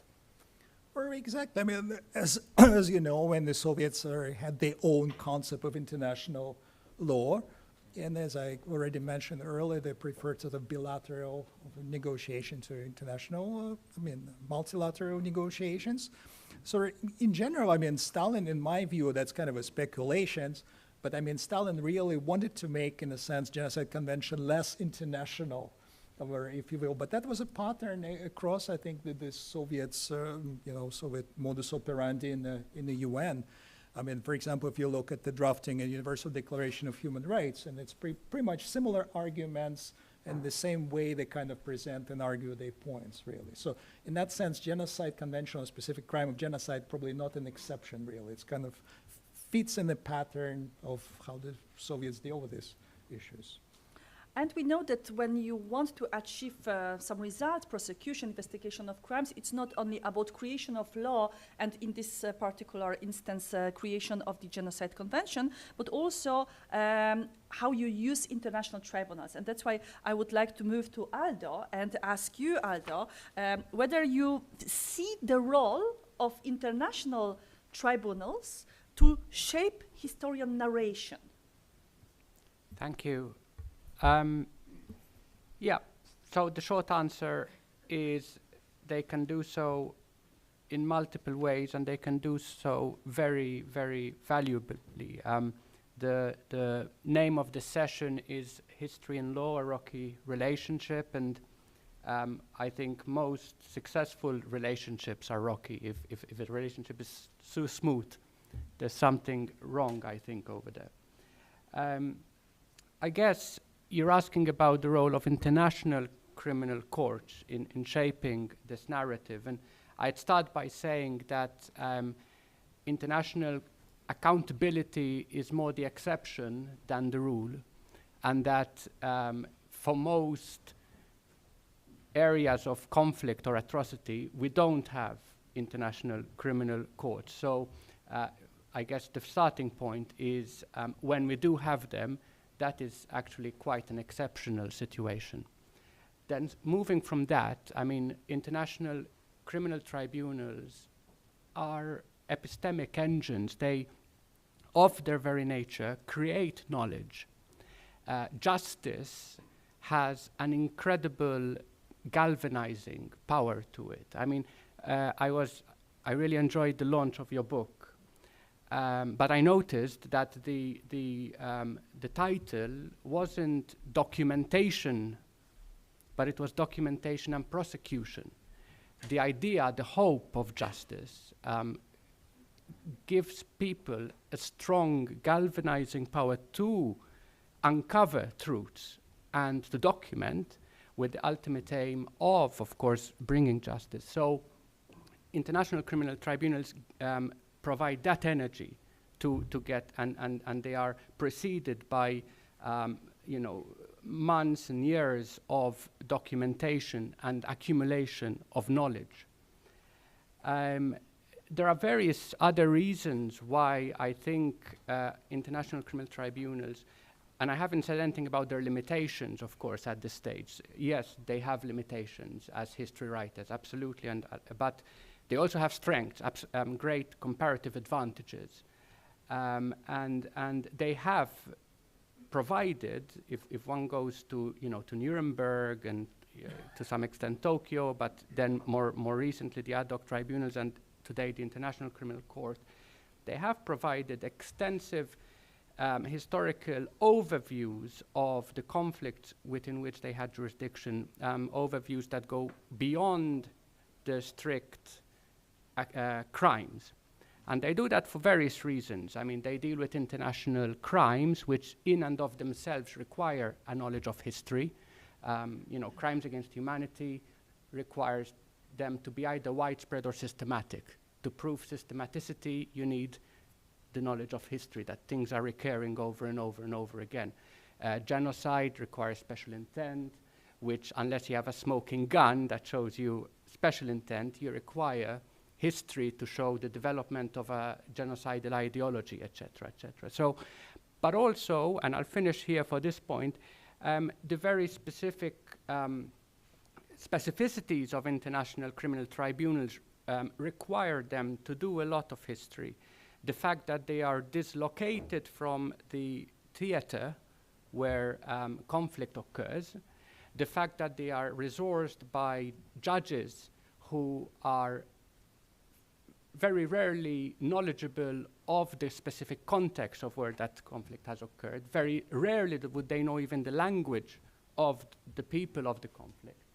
All of this requires the court to contextualize the facts that they uncover in a historic, together with a social and cultural context.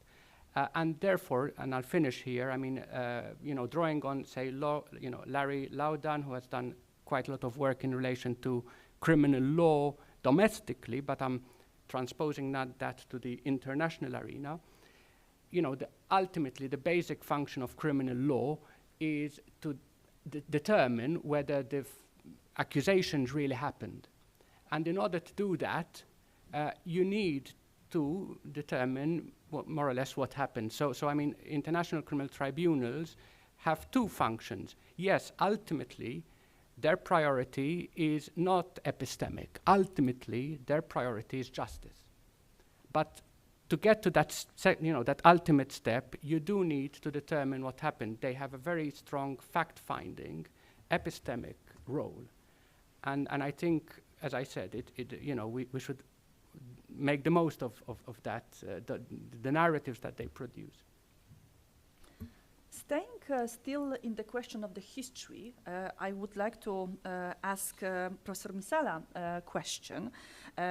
Do you think that there are some specific types of crimes which are typical for our region? Because we could hear from Anton that with the negotiation of the Genocide Convention, USSR, but also its allies, they did refer to their own experience. So from your perspective, do you find any particular crimes as specific, typical for our region? Yes, I should say that I'm not a historian, but in Poland we say that everybody of us is a little bit of historian, and among others because very often our families experienced some crimes during the Second World War, unfortunately, so we are aware of this complicated question. And of course, mainly I'm focused on Russia's crimes, and I would say that maybe it can be a little bit controversial, but in my opinion, without Soviet crimes, there would be no Russian crimes on such a huge scale. And on the other hand, there wouldn't have been Russian crimes on such a scale in Ukraine, for example, if we could observe if Soviet crimes could be punished in the past. So of course, I know that we cannot compare Russia's crimes to Soviet crimes, but so for example, there are not millions of victims, mass deportations, etc., but we should take into account that we live in 21st century, so it's not the situation of the Second, Third World War. We should take into account a huge progress in democratization which has been done in Europe after the Second World War, and in that context to try to assess Russia's crimes and Russia's way of hostilities in the war. So of course and there are several dimensions. Of course, internal Russia's policy, the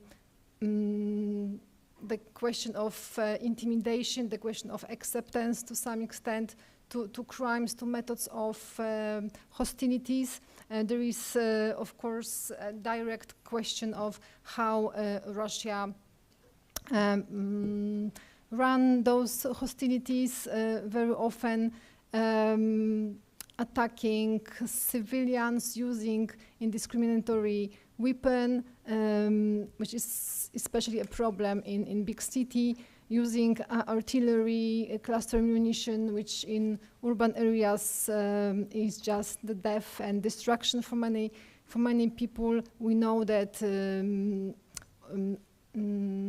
many towns and cities on the present occupying area is almost fully destroyed, and plus, of course, torture, rapes.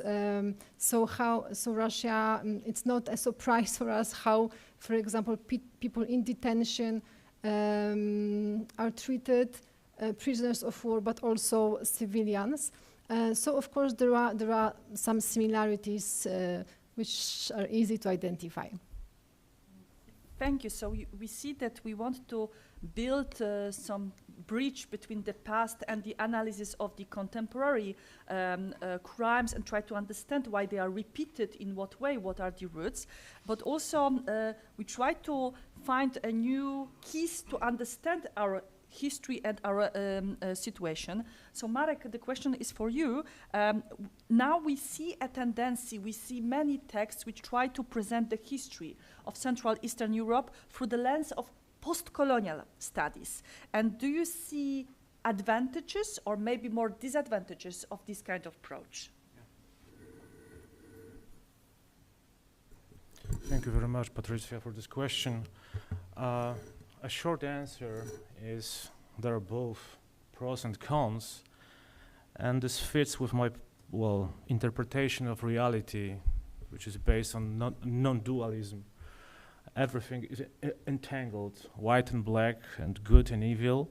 So also here, drawbacks and some positive aspects, but we have to be aware that if we decide to pick up post-colonial studies to analyze history, and what is especially important from my perspective, the history of international law, there would be some drawbacks, some disadvantages, right? And there is a metaphor of lenses, right? We take up lenses of post-colonial studies, and this metaphor, this mental map is very telling. So let's start to explain this problem at this very basic metaphorical level. So if you decide to pick up a new lens, this is because you want to see something new, something that has been obscured so far, or that has been unseen. So this is advantages, right? But on the other hand, we have to be aware that this is what we can see through the lens. This is only an image. It's not reality. This is a special interpretation of reality. Let me give you a more specific example. Just recently, I was asked about the experience of minority treaties. The minority treaties imposed upon some Eastern and Central European states after the First World War. And the question was how this experience has influenced Eastern and Central European position on nationalism, on migration, on minorities. And you know, I'm a happy person because I was intellectually brought up as a dogmatic scholar. So I was focused on, you know, interpretation of norms, finding norms, nothing more. And I can attest that if I stay to this toolbox of the mainstream approach, I cannot answer that question. I can't answer that question about consequences of experience of minority treaties. So I have to borrow from the post-colonial studies. So I must use these terms like, you know, these catchphrases, civilization, hegemony, domination, unequal distribution of power, hierarchies of inclusion and exclusion. This gives me, well, a tool to describe reality that has in the background this minority treaties. So this is advantages, but on the other hand, I am only a dogmatic scholar. I didn't study history, economy, IR, so I'm a profane. So this is a danger, that I'm a profane taking up a tool that is not suitable for me. Okay, the last couple, advantage and disadvantage. Marty Koskaniemi, he said that when we deal with the history of international law, we have to be aware that the history of international law is attached to a very specific set of Western European myths and stories, right? But recently, in the last 30 or 40 years, we faced a growing trail movement, the third world approaches to international law. And what we have is, you know, an interaction between the Western narrative and the Global South narrative. So Eastern and Central Europe faces a kind of double exclusion, right? So if we decide as scholars from Eastern and Central Europe to take up this post-colonial studies as a new tool and to analyze perhaps individual Eastern and Central European approach to international law. This will be a kind of emancipatory project. We will have a voice. We will face epistemicide. Epistemicide, this is, well, close to genocide. So this is advantages. And what is a disadvantage in this situation? I am fully aware that, that many scholars of international law can say that any attempt to invent or to describe Eastern and Central European approach to international law, this is parochialism. This is parochialism. We live in united Europe, so we have to try to push together and not to divide. And I'm also fully aware that any scientific analysis dealing with alleged Eastern and Central European approach to international law can be abused by politicians. This can be politically appropriated just to support any political agenda. So, that's all by now. Thank you very much. But I will stick to Marek for one more question, and also I would reveal, because you used this notion of third world approach to international law, and I know that Marek now is promoting second world approach to international. Sorry, this is not my term. This is I have to credit Patrick Labuda, Central European University, for forging this term, the second world approach. Yeah, but I would like to stick. I am a humble follower. Humble follower, okay, but you did mention the general advantages and disadvantages, but let's be more specific, yeah? And this post-colonial narration was used recently to convince the Global South to the concept of the special tribunal for to prosecute aggression committed by Russia against Ukraine. And to use this post-colonial narration was to attract support of developing states of the South. And do you think that this kind of strategy would work in this case? Again, short answer, Patricia, is that it will not work. It will not work. However, I would support any attempt to follow down this way, and to present this post-colonial narrative. Just to put the problem in a more general context, if you let me to do so. I assume that you all know the Chancellor Scholz's famous quip on Zeitenwende, right? So the tide is turning, something extraordinary is happening, something extraordinary is in the air. And this, you know, this feeling of Zeitenwende is absolutely present everywhere in the discipline of international law. For example, Monika Hakimi, one of the, well, prominent scholar of international law, or Antonio Gutierrez, the Secretary General of the UN, they virtually say the same things, that we have one in a generation opportunity to reconstitute international global order, to make it more inclusive, more multidimensional, right? So far so good. But there are challenges. September, just few weeks ago, the UN General Assembly adopted the Pact for the Future, and this document lists some threats faced by the international community, and one of them is impunity, right? So we have to tackle impunity in order to make international legal order more inclusive, truly multilateral. And so we have a core crime of aggression, and the question is, how can we, as the international community, persecute those responsible for the crime? I mean, for example, the Russian president. There are some procedural reasons that make it impossible to bring Putin and Lavrov and others to justice before the International Criminal Court. So another institution must be established, and there is this idea of STA, the Special Tribunal on the Crime of Aggression, right? But the question, the procedural question, the legal question, how this should be done. And there are many, many, many concepts how to accomplish this task. But it seems that if this tribunal would be created, this will be done through an agreement between the Ukrainian government and the Council of Europe, so international institution, right? And there is a core group of 40 states members to the Council of Europe, and let's imagine that this tribunal is established this way.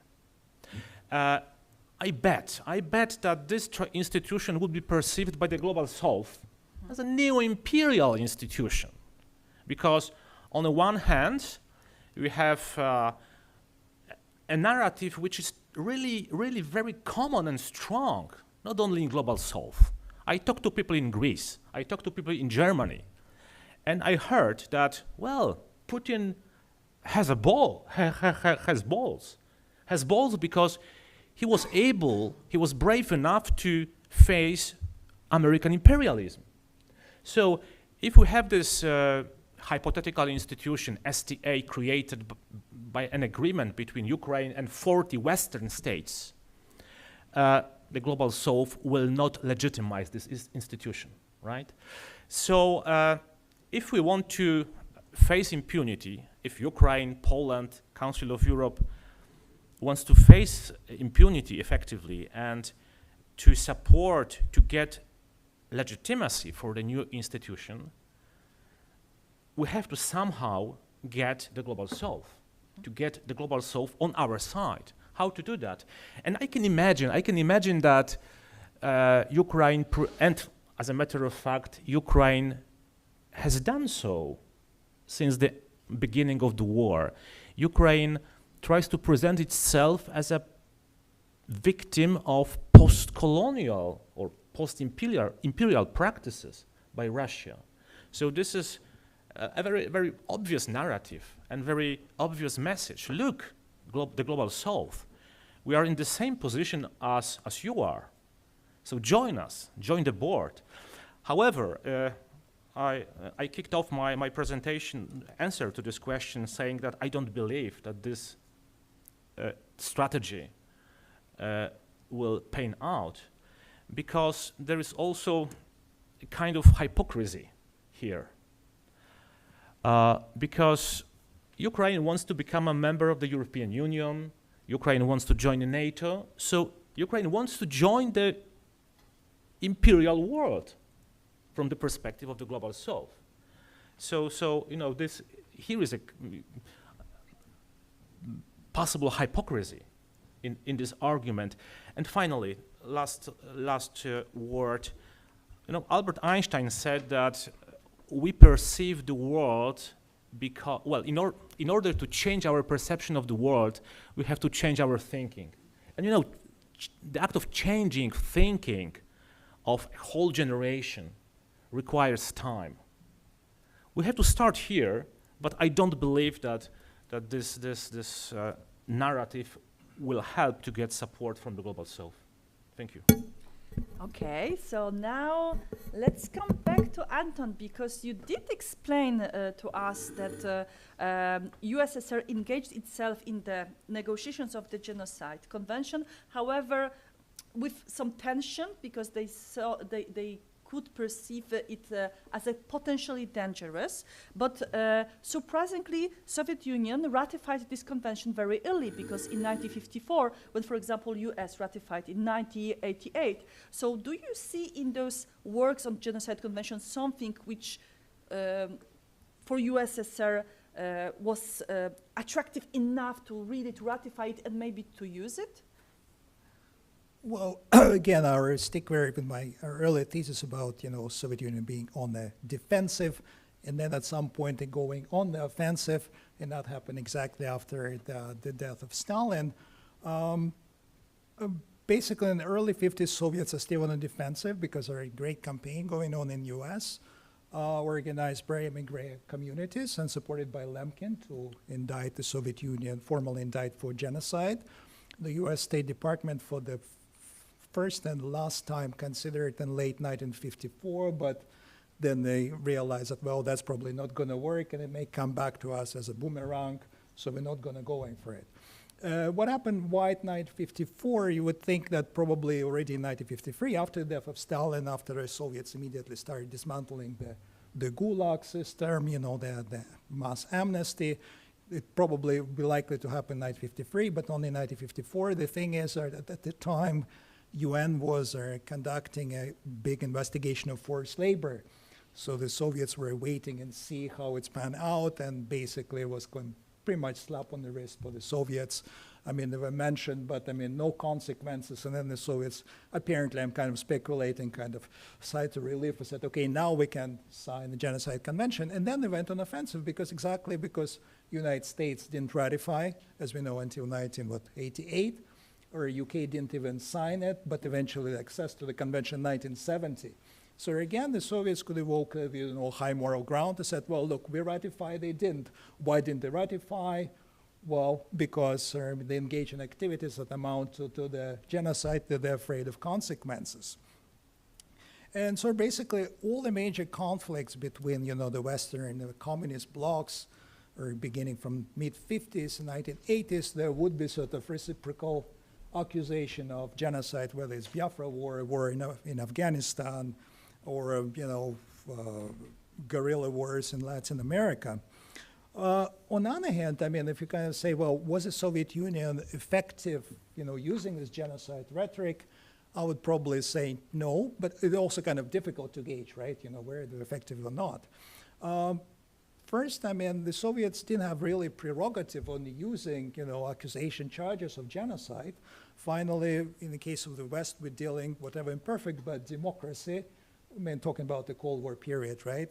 With the plurality of opinions, and there were different, citizen groups, or different organizations that accused their own government, specifically U.S., for genocide. For example, African-American civil rights activists accused, or racial policy in the American South as a case of genocide. And then there was the New Left emerging in 1960s and the 70s, anti-Vietnam War movement, American Indian movement, who both, I mean, they all charged the government with genocide. Also, if you look at this, I mean, the whole period, basically, another way to kind of to assess it and to see, well, how serious the Soviets really considered, taking account the Genocide Convention, the crime of genocide. I'll look, for example, at the scholarship, legal scholarship on genocide during these years, and it's very thin, really. There's a couple of articles, book chapter, and a single academic dissertation from 1963. They're basically just two authors, I mean, serious legal scholars who deal with it. First was Aron Trainin, who actually, I suppose, he was the author of the Soviet Proposal of Genocide Convention. He's, of course, a very known international lawyer. And the second one, totally unknown Soviet legal scholar, Andryukhin, I think Mikhail Andryukhin, who published a dissertation and several books on that. But I mean, the position basically you can see changed with whatever policies Soviet Union adopted. And when you come to the 1980s, a few books that have genocide in the title, it's basically just propaganda slogans. So. But we can observe also that today, this narration about genocide is very important for contemporary Russia. How, from your perspective, from your research, why do you think it's so important to, in almost every conflict in which Russia is engaged, the accusation, they do appear. So what would be your explanation? Again, I mean, I'm not sure it's so important for the Russia, really. I mean, there's this discussion going on, does Putin Russia has a set ideology? Is it right wing, left wing? Is it conservative? Or is it all the way above? But basically, they freely, kind of borrow from whatever political straits they can. I mean, and they're using anything in their political toolbox, basically, to to make the case. They throw the kitchen sink at you, right? So the genocide charges is just one of them. And I mean, here we're talking specifically about Georgia, 2008. Then Ukraine 2014, and again, of course, in beginning in 2022. And I mean, with regard to Ukraine, I mean, the accused of Democratic Ukraine of being genocidal regime, but they also say it's neo-Nazi, it's a fascist, a Bandera regime. Well, what does it mean, really? So there is no real any hierarchy there. But it's very interesting how they're using. I mean, of course, I mean, as we know, Russia didn't sign Rome Statute, and it kind of never explain why they didn't do that. Again, if you look at the scholarship, it's still pretty much underdeveloped as it was during the Soviet Union. But if you look specifically at these cases when they use charges of genocide, at least domestically in Georgia in 2008, and then against Ukraine 2014, and again, as I said, 2022, in 2008, 2014, it was kind of afterthought in the sense that, well, we interfere, militarily, and then we find a justification why we did it, right? And also I can see, there's a Russian investigative committee headed by Alexander Bastrykin, who started, investigation and genocide in Georgia and in Ukraine, and within a month, they found an evidence and they said, well, that's a case of genocide. And then they dropped it.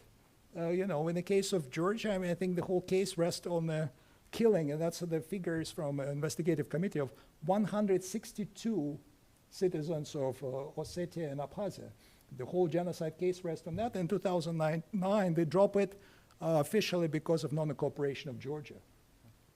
But 2022 is different because that was already kind of premeditated. They knew they're going to do that, charging Ukraine with genocide. It's pretty recent, right? It's not even 3 years, and I think many in this audience remember, the February 1922, me too. One thing was quite kind of strange that, for example, the social media, Russian influencers on the TikTok, the beautiful boys and women, girls and boys who usually advertise Gucci bags and Dior cosmetics, they come out and said, well, Russia had to intervene because Ukraine for the past 8 years had conducted genocide against peaceful citizens of Donbass. Obviously it was all orchestrated, it was part of a kind of over plan. But again, is it significant? And again, looking back, okay, well, the investigative committee found evidence of genocide 2014, and again in 2022. What they were doing in between? Why didn't they pursue this case? If you think about, logic here, all right? Why didn't Russia interfere early and waited 8 years that the genocide was raging, right? So, kind of legally, of course, it's almost impossible for Russia to make a case for genocide. But I wouldn't argue that it's really very important for them. It's just in the arsenal of the, foreign political tools that they're using. But our history of our region, it's not only Soviet crimes, which we want to remind, but also we were shaped by Nazi crimes. And I'm directing now the question to Professor Agnieszka Bieńczyk-Misala, because also Professor Agnieszka Bieńczyk-Misala, I think that it needs to be stressed, this was the main coordinator of, translator of the first Polish version of the Lemkin's books, Access Rule in Occupied Europe. And Agnieszka, I know that you know the Lemkin's work, and you did also refer to Nazi crimes. You talked about the pattern of Soviet crimes, of Russian crimes. Do you see anything in the pattern of Nazi crimes? So, of course, when we are focused on Nazi crimes, like, for example, Holocaust and genocide on the Jewish population in Europe, we can say that we can compare that crime to some other genocides, as in Rwanda, and there are whole models concerning stages of genocides, how to organize, how to, make what kind of propaganda you need to use in the society to repeat that. So, of course, there were some patterns, but on the other hand, from a contemporary perspective, we know that like Germany confronted the past. So it's like a different country today, but it's hard to say the same about Russia. That's why, of course, I was focused on Russia's crimes. But if you let me to respond a little bit to our discussion, I would like to say that Marek, for example, you mentioned this confrontation between Western vision and global South, but I would like to say also that in the West we also have different experiences and different visions. And for example, what was interesting for me that for many Western European countries, this turning point to offer assistance to Russia was Bucha crime. But those countries which experienced Soviet crimes, as Poland, Baltic states, they were ready to help Ukraine since the very beginning, because they knew, how the occupation could work, etc., etc. So when we talk about impunity of Soviet crimes, because of course Nazi crimes were to some extent punished, but Soviet Union was a victorious state, and in my opinion, we always say that it had an impact on Soviet and then Russian society. Of course, do you know how many Joseph Stalin's monuments are there in Russia? 110. And last week it was just announced that that kind of monument would be unveiled. Of course, most of them were unveiled during Putin's time.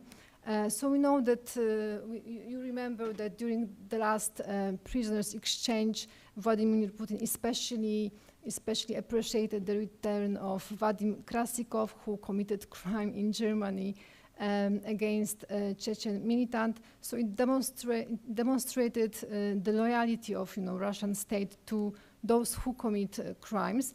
But in my opinion, we shouldn't be focused only on Russia, but also on that the West and also international order just need to continue these legal procedures against those responsible for Russia's crimes in Ukraine, and not only in Ukraine, to change the perception, and I believe that it could have preventable effects on the future, because you know perfectly, but that very often we struggle with our colleagues from Western, let's say, European states, which suggest not to use the category of aggression against Ukraine, but special operation, etc., etc. So, so maybe we shouldn't.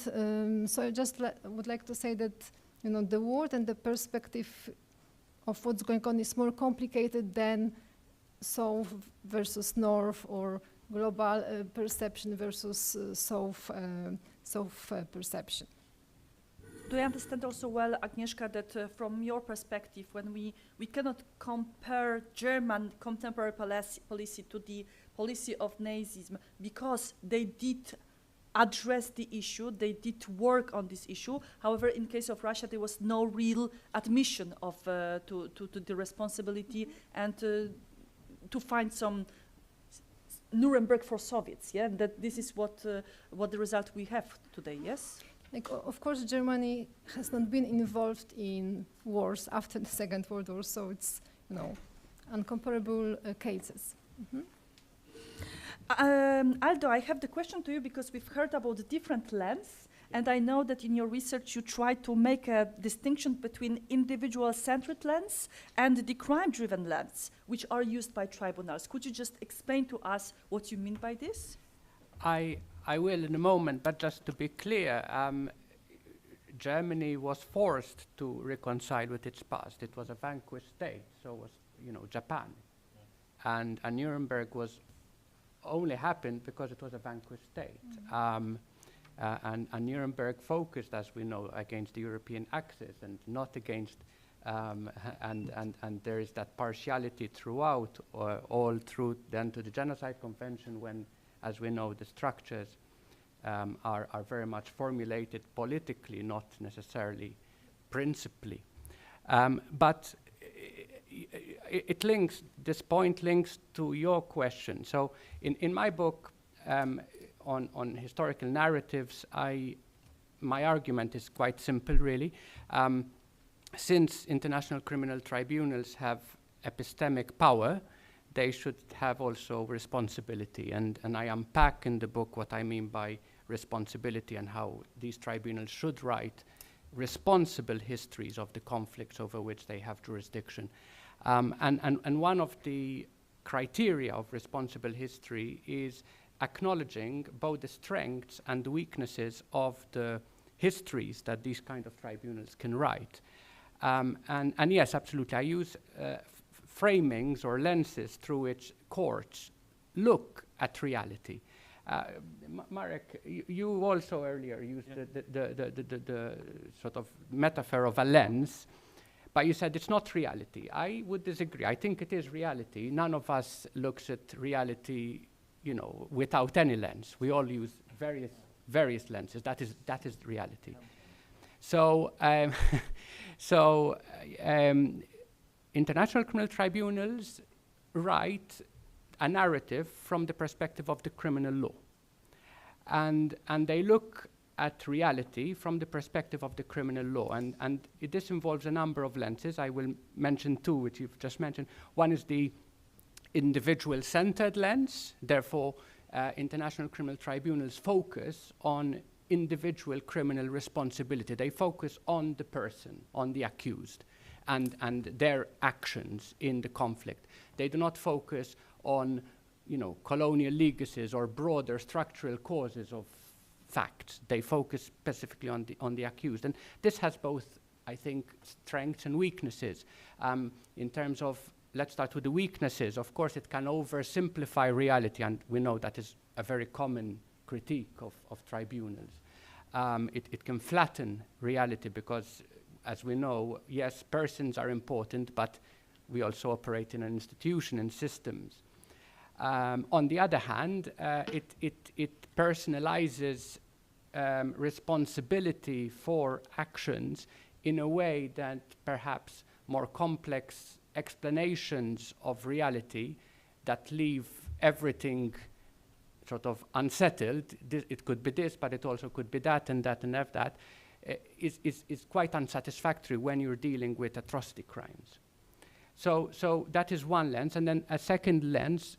By the way, these are all overlapping, right? But I treat them separately just for coherence.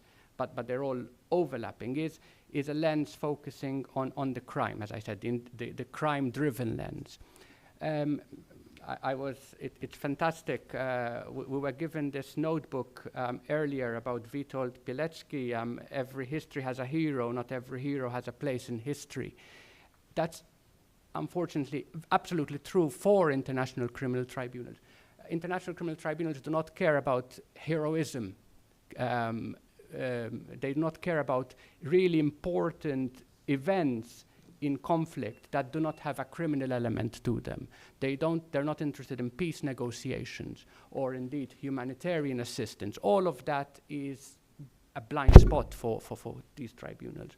What they care about, however, is the crimes that have been created. So if you want a history of criminality in a conflict, then yeah, the histories written by these tribunals is a really great place to go.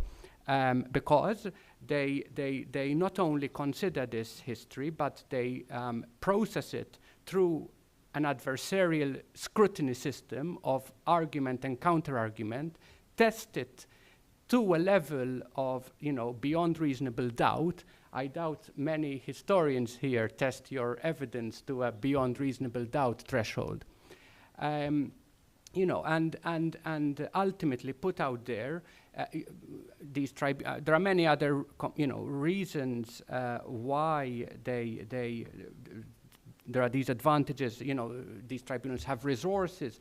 They can convoke historians and other experts to provide evidence. They can access evidence that would not be open to the individual, right? But then the crime-driven lens, and I'll stop here because also has its disadvantages. You're looking at reality through the very specific criminal law prism. And the criminal law prism, yes, for example, Anton, you mentioned how the definitions in criminal law are very politically, treated definitions are very politically motivated, right? Why is there no political group in the understanding of genocide? And yet a court has to stick to that prism of reality. And there are various other such tropes. Also, jurisdiction, personal, temporal, geographic. Why is a court only able to look at the crimes committed in Rwanda when there was a very clear link between, for example, Rwanda and Burundi? A historian would, of course, look at the entire area and the entire complexity. But courts are limited by jurisdiction, temporal even. where do you start and stop your story? And do you stop when the winning side takes power, or do you continue it beyond that and see what other crimes happen beyond that? So, yes, there are limitations and constraints in the way tribunals understand reality, but I still think it's a very valuable contribution they make to historic knowledge, bearing in mind always, though, their limitations.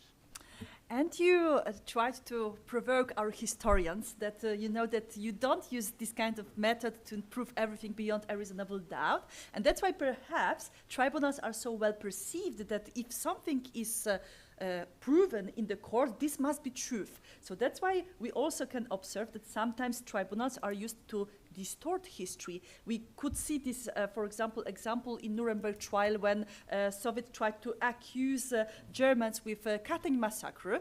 Maybe this was a failure, yeah, and they failed with this attempt, but maybe you know other examples when international criminal tribunals distorted history. Okay, provocative. The word distort can have various meanings. You know, how do you distort history? I mean, does it mean that you have a real version of history which you're distorting? For me, but I would understand it. So if by distorting you mean looking at it from a specific lens, for me that is not distorting history. For me that is, you know, we all do it. We look at history from our very specific framings. However, what the Nuremberg, for example, did is a step further than that. It not only looked at history from a particular lens. And here in my book, I speak another aspect of what I consider responsible history is the importance of tribunals approaching history with accuracy and sincerity. So I draw here from Bernard Williams, philosopher, and his theories on truth and truthfulness. For me, that is very important. Courts should approach historical evidence with accuracy and sincerity. And it's often in the latter that they fail. If one looks at Nuremberg and the convictions over there, I don't think anyone would disagree that the people who were convicted were actually guilty and that there's any problem of accuracy in the truth-finding mission. Courts are normally, if they're independent, they're quite good at that. But since, accuracy is making an effort to find the truth or truths, but sincerity then is also telling it sincerely with integrity and openness. What do I mean by this? All searches for truth are selective. No one is ever going to be able to gather. So there's always going to be selectivity involved in the search for truth and truths. However, selectivity can be done in various ways, right? It can be strategically motivated, it could be politically motivated, it could be done in a more rigorous way. And by sincerity here, I mean tribunals need to have a rigorous, sort of defensible criterion for their selectivity in how they go about selecting cases and also, searching for truth about those cases. Now, of course, Nuremberg failed significantly in that respect. I mean, both structurally, but also practically within the court process. Structurally, as we mentioned, the London Charter was specifically only focusing on the European Axis powers. So that of itself excluded all other crimes committed by the victors. But also within the process, you mentioned Katyn. Yes, absolutely. So I mean, actually, for the if you're not aware, the Soviet Union did request and charges for the Katyn massacre were brought before Nuremberg, mislabeled as happening in 1941 and trying to shift the blame onto the Nazis. But as soon as more evidence started emerging that actually it might have been the Soviets that did that, not then it was simply disregarded. Similarly, for sort of various charges in relation to ship warfare, and also, of course, in relation to the Blitzes, the bombings, the fire bombings, because, of course, the Germans could say, well, look at Dresden. So there was that one-sidedness in Nuremberg, which in addition to being victor's justice, but that is a critique that one would attach to justice delivered, is also, from a historiographical point of view, a lack of sincerity in the way the story was presented. It was accurate, but it was politically and unjustifiably partial.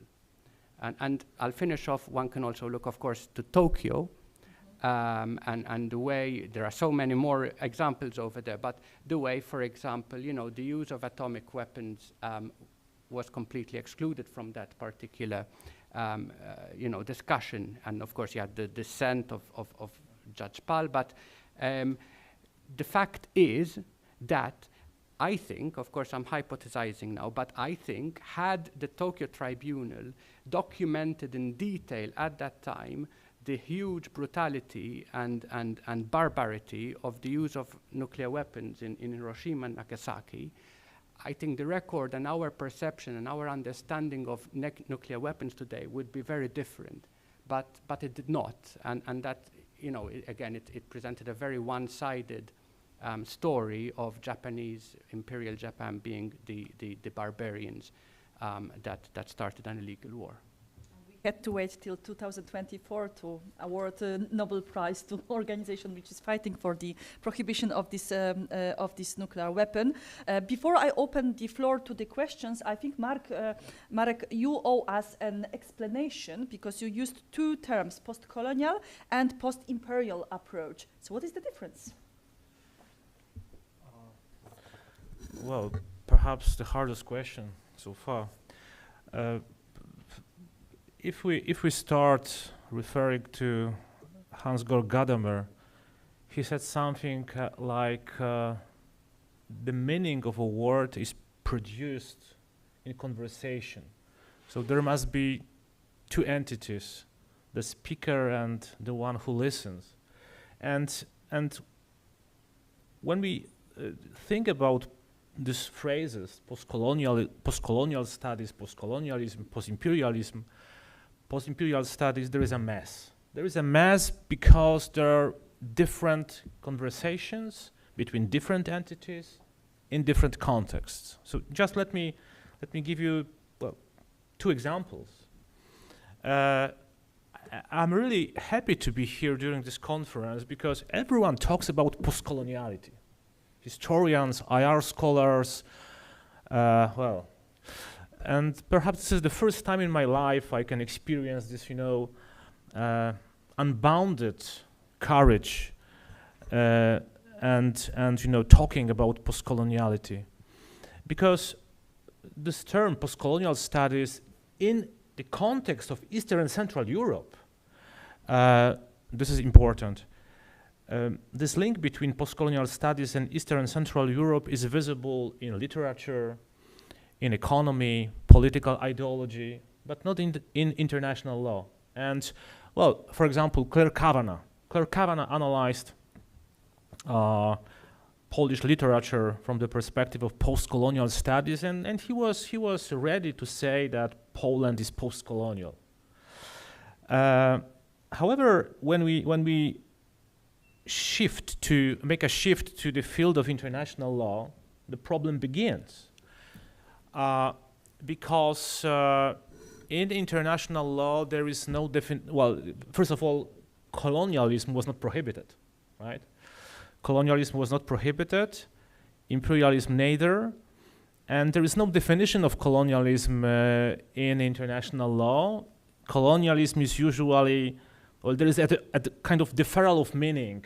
Colonialism is understood through another term, so decolonization, and we understand decolonization referring to certain territories, so mandate territories, trustship territories, etc. And, definitely Eastern and Central Europe, Eastern Central European territories we're not in the trustship system, not in the mandate system, so we have a problem. And moreover, I can observe that any attempt to use post-colonial studies to the analysis of the situation of Eastern Central Europe faces challenges from different sides. Patricia, you know the story. I told that story in which I wanted to organize a workshop, well, a seminar at one African university, and I wanted to discuss Eastern and Central Europe as a post-colonial space, and they were very welcoming. They told me, well, come and organize the seminar, but please do not the term post-colonial referring to Eastern and Central Europe, because this would be perceived as unjustified appropriation. Africa was colonized. Eastern and Central Europe definitely not. So this is the one position of the challenge. The second one, there is a challenge from, well, Eastern and Central Europe. Perhaps you remember these fantasies in Kurland in 17th century, in Poland in 19th century, in Czechoslovakia in the wake of the First World War, to have colonies in Africa. Well, we as Eastern Europeans wanted to colonize Togo, to colonize Gambia, to colonize Cameroon, and we can well prolong this streak of cases up to 2003. Just before this panel, I reminded Polish television news and the discussion about Polish occupation zone in Iraq, and there were many politicians and just public opinion wanted to have occupation zone. That was something something, how to say, making us better. And well, to sum up, just for the sake of practical purposes, I would be inclined to use the term post-imperial studies when I refer to Eastern and Central Europe, because post-colonial studies, these are a very short definition. I like this definition very much. Post-colonial studies were invented in order to deal with effects of subjugation in terms of economy, culture, perhaps legal system. And there were different forms of subjugation, different forms in Europe, different forms in Africa and in Asia. So I prefer to use the term post-imperial approach to Eastern and Central Europe, because this is more reconciliatory, I would say. But as a matter of fact, for me, this is truly the same. We use the same toolbox, right? Thank you. Okay, I open the floor for the questions. If somebody would like to ask them, you are okay. I have the first question, so Tomasz, the floor to you. If there are any other questions, please just mark them already. Okay. Yeah, thank you all for extremely interesting and inspiring remarks. I wonder, and actually this question is for Anton Weiss-Wendt, whether as a region of Central and Eastern Europe, we do have a legal mechanism to overcome or to erase the effects of the blue and red pencils of Andrzej Wyszyński and Joseph Stalin. What I mean is whether it is possible today to talk about the Soviet crimes within the framework of the UN Convention. After the dissolution of genocide, of course, after the dissolution of the Soviet Union, Russia did not condemn its past, as we all know, but some countries from the region, like Baltic states, like Poland especially, applied criminal justice with the crime of genocide as one of the possible legal mechanisms to assess the Soviet domination and Soviet crimes against the nations of this region.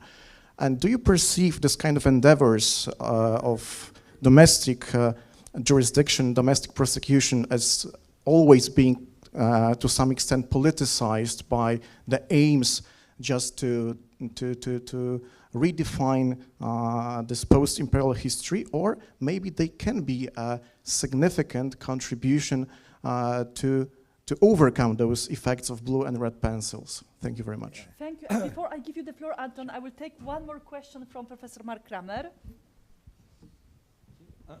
This is primarily for Mark.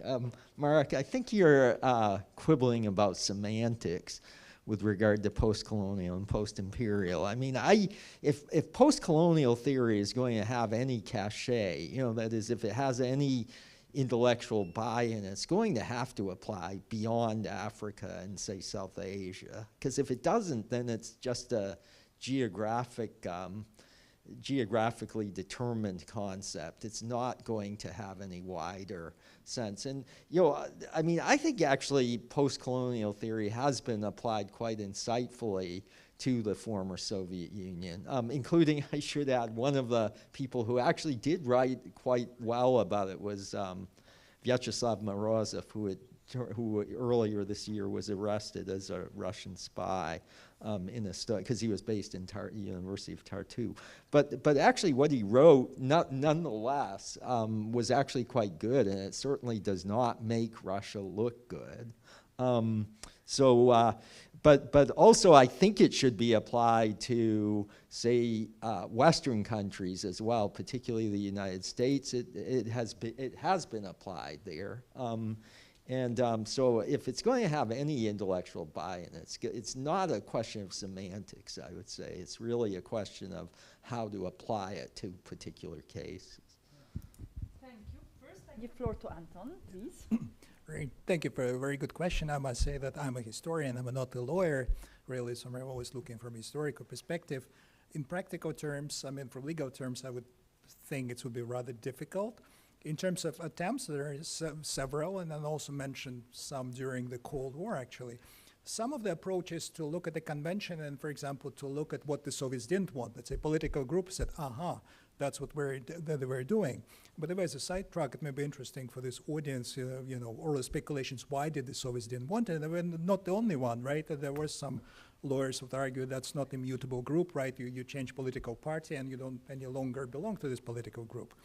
And the Soviets always said, oh, you know, it's not scientific concept, you know, it doesn't belong to scientific concept. But it came out from the Andryukhin's book in 1963, why, as a footnote, kind of, but it's important footnote, why actually the Soviets didn't want it. They said, well, and again, if you look, for example, at what the historians of the Soviet Union would say, well, that's a great terror of 1930s, which Stalin orchestrated, right? So he didn't want that to be passed as genocide. But, well, Stalin was not a historian. He was a politician, and genocide convention didn't have retroactive power, right? But what it was, it said, well, because of what we did in Eastern Europe, you know, subjugation of opposition, killing of some of the members, that could have been presented as a case of genocide. That's what we wanted to avoid. So actually it was what happening on the ground in 1947, 48, and not what happened 10 years ago. On the other hand, we can look at other provisions, for example, cultural genocide, what the Soviets wanted to have in. I mean, they were all in. But again, I mean, here we see, I mean, I describe it in my book as a kind of defensive self-righteousness. They are kind of, they look at themselves and said, no, we're not committing it, but they're doing it. And for example, cultural genocide, I mean, historically, I mean, of course you can, indict Soviet Union for cultural genocide. For example, the groups that were, I mean, what was it, 6 or 7 population groups that were deported in their entirety. You know, did the Soviets were, that about their culture in exile, about publishing newspapers in, in Chechen language or having the museums in exile? Preposterous, just to think about it, right? Or, for example, when training, again, as a footnote in the commentary to Genocide Convention would say, there was one provision about kind of moving population from one from one place to another that would cause their physical exhaustion and it may cause their death. But they said, of course, it doesn't apply to Soviet Union because, yeah, some groups were kind of moved around, but we didn't mean to kill them. I mean, didn't say exactly that, but again, I mean, kind of dual form of morality, as one of the scholars in 1950 said. But today, in practical terms, charge Russia with genocide, I don't think it's going to work, or if it's worth the effort, it's probably going to fail, I would say. Marek, time for your comment.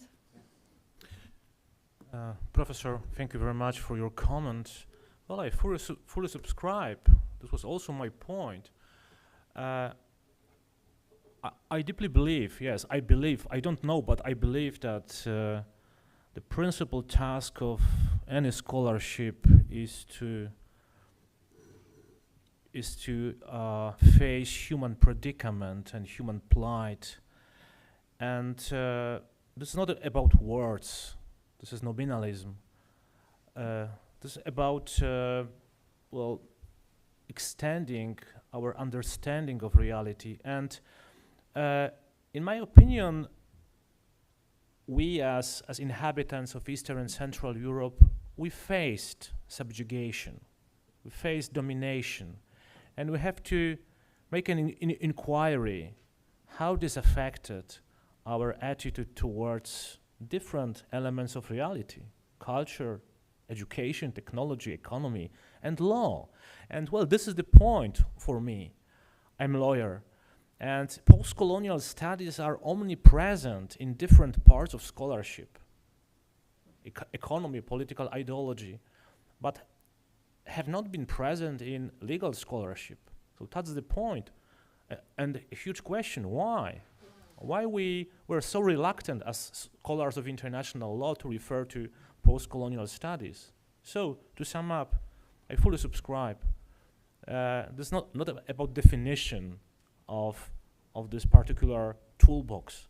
This is about what we want to achieve. Thank you. And also Alda wanted to take the floor, please. Just to give a view from a lawyer now on the question of domestic prosecutions, and not specifically to the case you mentioned, but perhaps more broadly.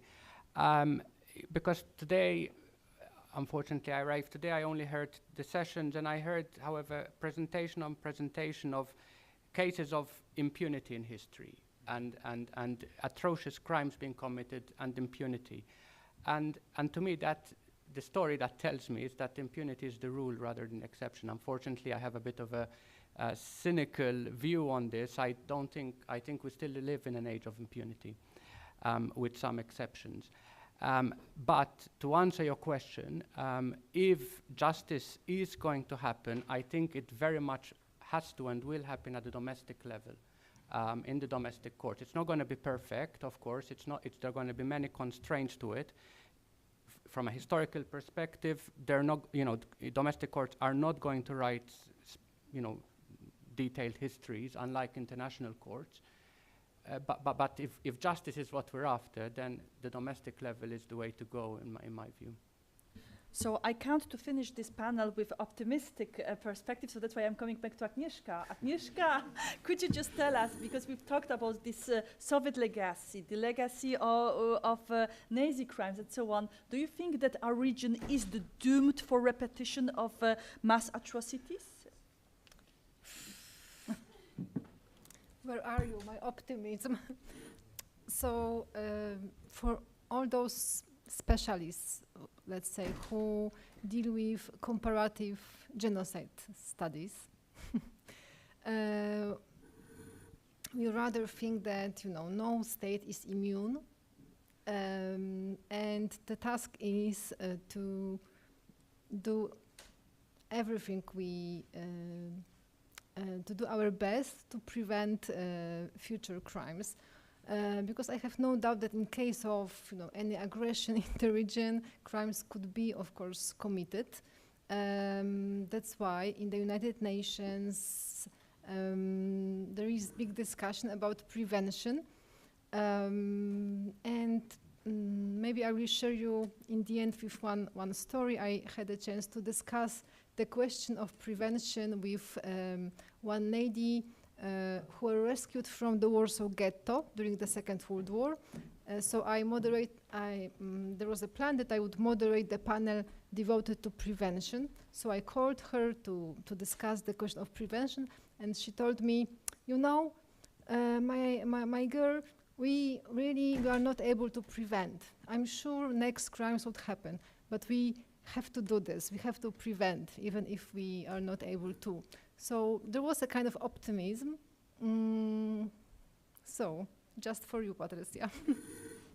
No, I must say that Agnieszka always tries to find some positive aspects, and even she tried to persuade us that even in the worst conflicts, like we have, for example, also in the Middle East, we can find a hope. And I remember that you reminded, I think Konstanty Gebert remarked that if we could build a good relation between Poland and Germany, which was something unimaginable in 40s, and we have completely different situation now, we can count that really we don't repeat history, but we can build better future for us. I'm not sure whether this is pact for the future which would work, but we could on our own work on this. So I would like to thank very much to all our panelists, and please allow me also at the very end, because I forgot to present myself, and you could hear that my name is Patrycja. My name is Patrycja Grzebyk, and I had a tremendous pleasure to be a chair of this panel. Thank you very much.